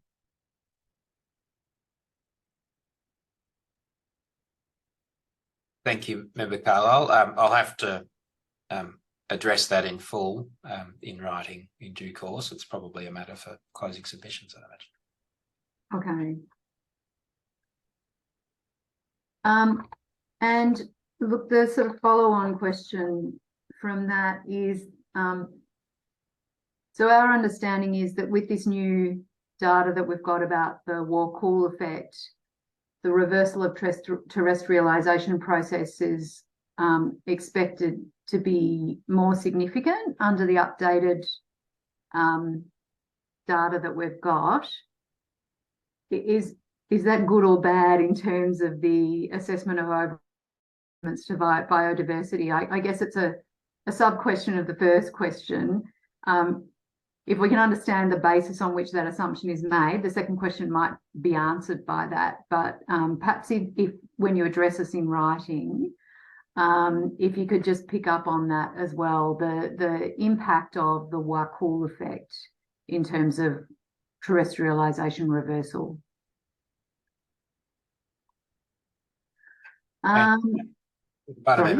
Insofar as that question made reference to words being or similar to overall improvements to biodiversity, is the question aimed at the actual processes or the tools employed in the context of the attachments, the assessment of overall improvement to biodiversity, or in a broader sense in the context of the way in which the proponent characterises the benefit of the projects? Look, I guess it's both. It sort of came up in reviewing the AOIB document and the changes that have been made to that. And we talked a bit earlier about, whether that has sort of been quantified in light of the war-cool effect. But I guess it goes more broadly. I mean, it's just one of the fundamental assumptions underpinning the sort of project rationale. So I wouldn't necessarily want to confine it to the AOIB. Yes, I understand. Thank you. Okay.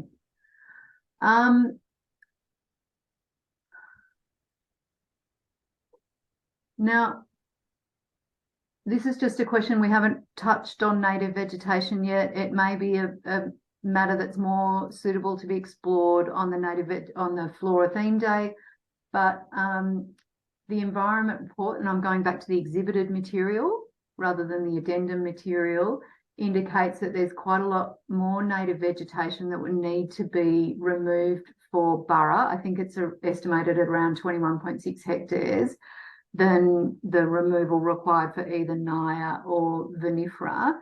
Can you just give us a sort of brief overview as to why that is? Look, I can't off the top of my head. I need to go back and revisit Naya and vinifera in order to do that. Okay. Mr. Freitag, you wouldn't have anything you could offer on that?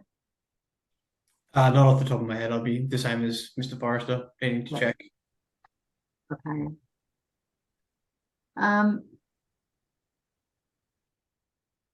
My last question relates to the EES Central recommendations and what you say in paragraph 21.6 of your Part B submission. Can you just clarify for us what your position is in relation to Burra as to whether any further hydraulic modelling would be required and any further assessment of the impacts on native vegetation? I'm sorry, Member Carlisle, I think I got the wrong reference to the Part B submission. Oh, sorry, 26.1, not 21.6. Thank you. Yeah. The starting position would be that in respect of hydraulic modelling, both because of the modelling done and addressed in the context of the addendum report, and in the context of the earlier question put to me in terms of consideration of hydraulic behaviour having regard to the more cool effect, I really need to come back to the question of whether hydraulic modelling is required or considered appropriate here. The position, leaving aside those points, the position basically is that it is the proponent's position as represented in the ER as it was in EES Central, in the context of which this recommendation of the committee was made, that the modelling which was undertaken and the way in which that was presented was suitable for the assessment effects and enabled the appropriate assessment of environmental effects at this stage in the process. That is to say, for the purposes of the Environment Effects Act and leading up to those approval processes. The evidence of Dr. Treadwell is consistent with that, in the sense that his position has been in respect of the previous projects and is now that the modelling which has been undertaken is sufficient to understand hydraulic behaviour. The question of then how does that hydraulic behaviour relate to, or what implications does that hydraulic behaviour have for floodplain vegetation, is a little more complex. And the fundamental position is of the proponent is the modelling's not required at this point and wouldn't be required for, in the proponent's view, for assessment and indeed potentially for approvals, having regard to particularly inherent uncertainties in terms of environmental responses and the responses of vegetation. And the other matter relevant to the recommendation relates to the extent to which relevant information is available in respect of what I'll call the depth preferences or other characteristics of vegetation, which is a matter which varies between species, which is limited anyway, and which, in respect of which then I can't say there's any particular vegetation which would warrant consideration. So to come back to the start of that, the question of the hydraulic modelling that's been done is a matter relevant to Dr. Treadwell's evidence and is a matter which is supported on the face of what's done in the EES Central and in the ER by the proponent. And what we're seeking to do is identify that we'd expect the committee would reach a consistent view in the sense that it's looked at similar material for EES Central, including the expert elicitation process and including in that EES Central context, the submissions of Mr. Frood, in coming to a conclusion that more work should be done to understand depth and its implications, to grossly simplify things for vegetation. And we'd expect the committee would adopt a consistent approach now. We won't be presenting, we're not in a position to present that sort of information in the context of the Burra Creek project in a way that I could then make submissions to this committee that the recommendation would be otiose or not required in the context of that additional information. And so the position is simply to say we present the EES, the ER and the addendum documents as being satisfactory for the purpose of the assessment of environmental effects, and we present the relevant EESs as appropriate, as an appropriate basis to move towards approvals. Well, thanks for clarifying that. Any further questions from Member Briscoe? No? From Dr. Kelly?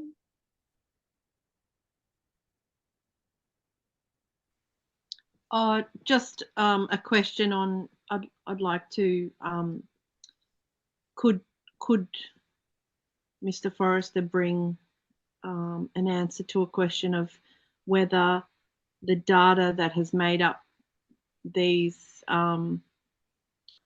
project information that everything's based on, is the data from the research relevant enough? I don't mean relevant, I mean recent enough, considering that we've just having another high river event and overbank flow.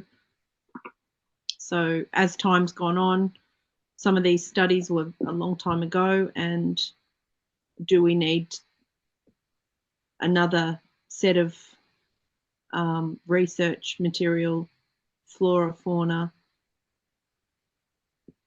that's more recent? That's something we should explore through the theme days, but we've effectively put Mr. Forrester on notice that there might be some questions for your experts about the currency of the data on which the assessments have been based. Yeah, thank you. Yes, thank you, Member Carlisle, and we'll expect to address it in that context. There are two, I suppose, immediate responses. The first is that there's a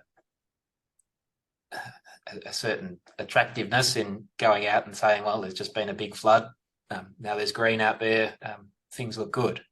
And in that context, it's the history of the decline and so on, which we will be addressing, as well as those threatening processes which exist in circumstances in which, yes, a big event comes along and is beneficial, is good in the narrow environmental context, but which does not assure the protection or restoration of the floodplains into the future. And so that's where we start to interrogate and get involved in data observations, so on, in terms of what's needed in the broader context. The second is, yes, in respect of the relevance or the recency of data, the bias towards recent years in terms of the production of that data, and what we'll largely be exploring in terms of what's been identified will be a matter for the experts, but is a matter with which, which forms the context for the projects in their very existence, in the context of that recognition going back into the 1990s, as set out in the Part A submission in respect of the ES Central, in respect of the particular needs of these floodplains, and indeed before that in respect of the extent to which the regulation of the Murray River was interfering with the natural processes and with the range of values associated with these floodplains. That's a matter which, as I say, is set out in the Part A submission in respect of ES Central, insofar as we'll provide a written response in respect of those questions put by the committee this afternoon. We'll ensure that cross-references are provided to the, I suppose, that more historical context, as well as the more recent data, which we'll get into over the course of the theme days. Okay. Are there any final matters that anyone wants to raise before we close for today? No. Okay, well, thanks for your attendance today, everyone, and we will see you next on Wednesday next week. Thank you.